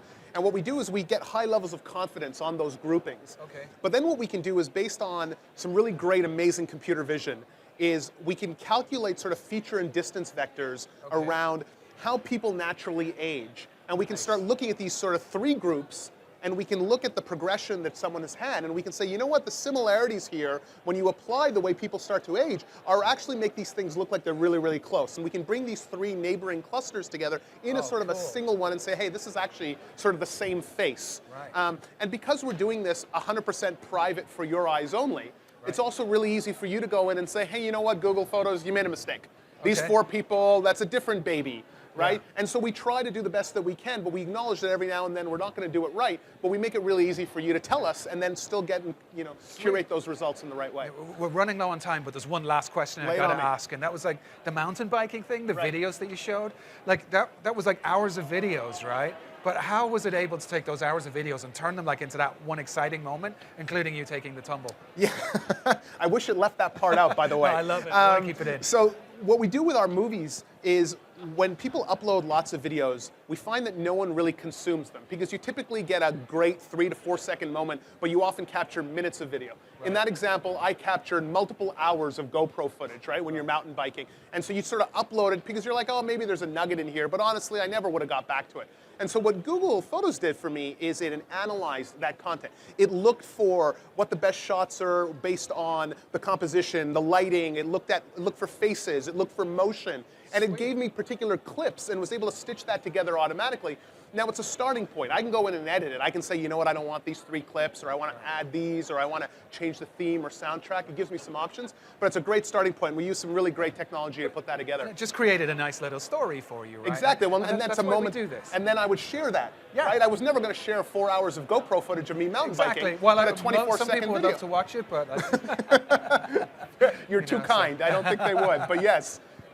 So thank you so much, Anil. That was fabulous. And the new Google Photos, it's available to download now for iOS and Android. So go check it out. And it's also on the web, photos.google.com. Also on the web. So I can actually take my old photos and upload them on the web. Absolutely, right now. Sweet. Photos.google.com, and it's available for Android and iOS. Thank you so much, Thanks, Anil. Lawrence. Appreciate the time. Thank you. Cheers.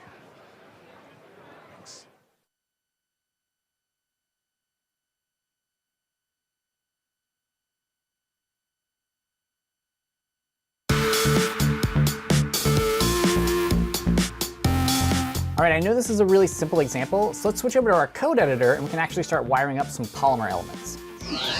If you guys are interested in that. It makes the whole app have this really nice, snappy feel to it. Pretty simple, right? Now, there's a few ways that you can achieve this effect. It's best to have a decent understanding of how things work under the hood instead of it being some mystery black box.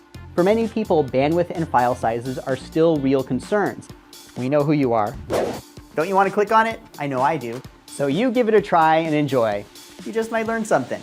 That's right. And it's exactly the same thing with Google Play Services. It will give you the end-to-end view of what works and what doesn't work, so you can improve and become better. Exactly the way that it should be. Oh, yeah, man! Let's do it! Yeah. Young kids, you're afraid of this guy. You're looking at the inner workings of science here, folks. How fitting is it that all of the technological advances we've had over the past 4 years have been because of these crazy, amazing, inspirational thoughts? But that's for a different episode. I outranked Larry Page to be here. I'd love to hear what he has to say about you. You shouldn't probably ask him about me. And thanks for the coffee. Oh, you're very welcome. It's good coffee too, and it's real. I'm really excited about what's to come, what developers are going to do. I'm waiting for the 3D printer that can print a pizza, and then like order that through my TV. Yeah. But the goal though is to have this be available to everyone. Makes perfect sense. Cool. And that's almost it for this time. I say almost, because there's one more thing to cover. I imagine a perfect world where there are equal number of men and women innovating and inventing together, and most importantly, leading a group of people by inspiring them. What if you and me could be that people for someone else? What if you are the one to inspire? You think that's not possible? Just imagine. Be proud of what you do and celebrate what you've toiled for. Nothing can stop you. So what are you waiting for? I want you and me to be instrumental in bringing about this change. So this is important stuff. I encourage you to check out the full documentation, which we will link to at the end of this video. And we got a separate dev bite going into more detail. Definitely stay tuned for that. As always, thank you so much for watching, and I will see you next time.